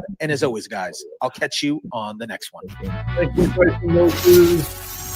another great upload. I mean, ICE did the right thing. They gave the kid up to the grandparent, whoever was going to come take care of the kid. But the guy shouldn't have done any Latino Thor. He should have Latino Thor. That was funny. And then they should do ICE like Iceman. It should be like, I don't know, like a superhero battle between the ICE and Latino Thor. Oh boy. All right, we're here for the last video of the night. And then we're calling it a night. In this last one, we're going to end off with Jason A. Very, very important video. So pay attention and let's watch together. And we'll enjoy it. Well, scientists are keeping a close eye on a massive object flying straight toward our sun. The Manhattan-sized object is called 3I Atlas, and during observation, scientists have been seeing it change color and even grow a cometary tail. Their findings have led to some belief that this object may actually be made by another life form. Something impossible is happening in deep space. A comet that shouldn't even exist has lost its tail, defied physics, and grown mysteriously brighter when it should have become dull. Now, the world's most powerful telescopes are hunting for answers to a question that keeps astronomers awake at night. What really is 3I Atlas? Take a look at this next report to find out. With the third trumpet, the waters, it said, are turned bitter, the fresh waters. It says that many people died from the waters that had become bitter. It's like the first trumpet, but its effect is upon not the seas, but it's upon the fresh water. And it says this, it's interesting, the star falls from heaven and it hits the fresh water and it's wormwood. Well, wormwood is interesting because it's a shrub-like plant that's noted not only for its extremely bitter taste, but it's also poisonous. And so somehow something happens, whether that star is an angel that's coming down to earth or whether it's some natural disaster, it's going to lead to a shortage of fresh water that people are going to be dying because of dehydration. And then finally, in the fourth trumpet blast, and it says the third of the day without light and also a third of the night. This is probably a consequence of all the previous judgments, where a huge mountain all ablaze, it says, is thrown into the sea, and a great star blazing like a torch fell from the sky. Is this a massive projection of matter and steam into the atmosphere because of volcanic or meteors or asteroids landing upon the Earth? Something that causes such an upheaval that literally it blots out the sun's rays, so that the days become shortened. We had covered the DART mission, that was involving was it the asteroid that was coming our way? Yes. And so it was the asteroid that was coming our way, and there was a really fascinating mission, and Slammed into it. And right, and I believe it was led by NASA at the time. Yes. It wasn't too long ago, and it was, I mean, it was like, way to go. I mean, it was like perfect. NASA led the mission, and they ended up shooting something at the asteroid that was coming towards Earth. It worked.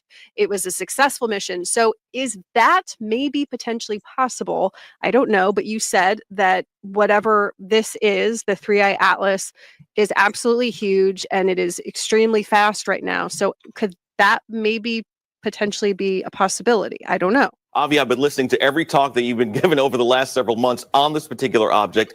Tell us, you don't believe that this is an asteroid or comet? However, yesterday there were images of it that didn't show any cometary tail. Right. There is no evidence. And I wanted to ask you about that. What does that mean if it does not show a cometary tail? And is there a universe in which it could be a comet but still not show a tail? Yes, it's possible, but we should at least see the mass that it lost, which is a substantial fraction of its initial mass. And we haven't yet been able to verify if that's the case. Of course, the alternative is that there is some engine that is propelling it. So there was another report that said it shows no signs of non-gravitational acceleration. What does that mean, and what does that tell you? That was true in the 5 months preceding October. So there was no evidence for the trajectory deviating from what we expect based on the gravity of the sun. We can calculate how an object would move. So it didn't deviate from that based on 4,000 data points that were obtained by 227 observatories around the globe. But we will need a defense system to protect us from unwanted visitors in the future if we ever find that one of these interstellar objects is indeed technological. Avi, I wanted to ask you also with Congresswoman Luna, who has been really the champion to look at also the topic of unidentified anomalous phenomenon, UAP, instead of UFOs now. But with the Defense Authorization Act that went in, I believe in 2022, there was an office, ARROW, that was created, the All-Domain Anomaly Resolution Office, for whistleblowers in the government that might have information related to UAP and also to government programs, to be an office where they could investigate those claims and to somehow answer the questions of Congress and be a little more transparent than what we're used to. I want to ask you, with your involvement with Congresswoman Luna, with also this topic, do you feel like we are closer to having the environment where these whistleblowers can come forward and testify and shed some light on really what's going on, what these are that really have been popping up so much in the last decade? Because I haven't been exposed to any information within government that is of great interest regarding things outside the solar system. Frankly, if they do have such information and they keep it classified, that's inappropriate, because their jurisdiction is to deal with national security, not with anything outside the solar system. That's my job description as an astronomer. So my hope is that if they do have something, eventually they'll get to me and or scientists like myself. But in the meantime, I'm leading the Galileo project. We have 3 observatories that are operating right now. And then he goes on with the second trumpet. He says a third of the sea turned into blood. A third of living creatures in the sea died. A third of the ships were destroyed. Not unlike what Moses did. It says in Exodus 7, he struck the water of the Nile, and all the water was changed into blood. And the fish in the Nile died, and the river swelled so bad that the Egyptians could not drink its water. It's interesting because this is something that has happened in the Nile River. It's where there's such a silt of red soil that comes into it. The river literally turns red, and it chokes off all life. The fish literally die. In the case where we find the frogs jumping out of the lake, it's because they can't breathe in this silted water. But there's also a thing called red tide that could be another option, that basically does the same thing. It extinguishes, it grows, and it halts the whole transference of oxygen in and out of the water, and the plants, the fish in the sea die from it. And he said this is going to be so widespread that a third of the sea creatures are going to perish. They'll suffocate as well, along with a third of the ships that are destroyed. And we're not told in detail why that is. Well, as I said before, what's different about these particular judgments is not their dynamics, but that the scope of them is so destructive.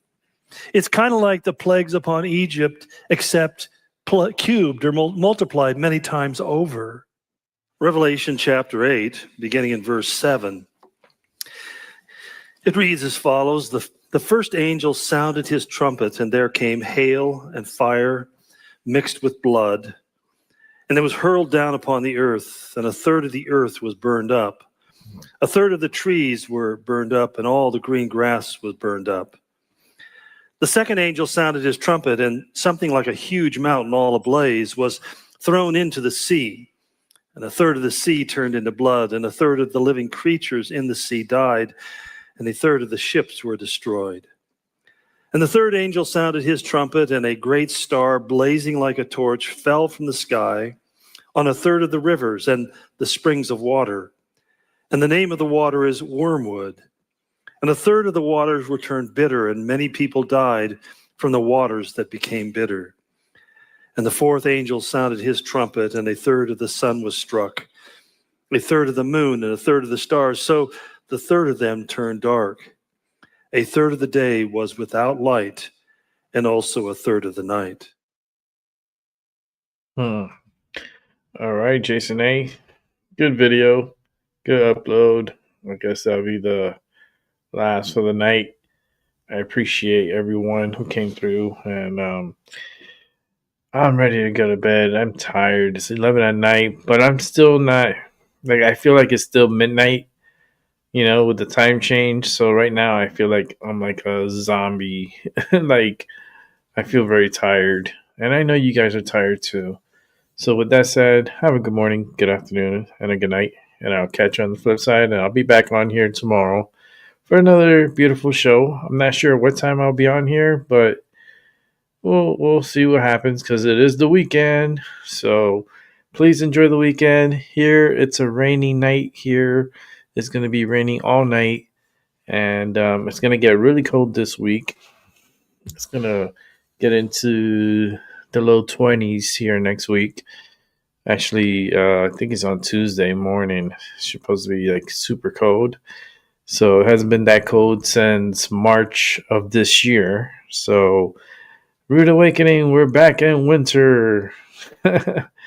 It's but it's like that cold, hot, cold, hot. So a lot of people are gonna end up getting sick. But with that said, I'm out of here. You guys have a good night. I appreciate you guys very much, and I'll see y'all around. Peace.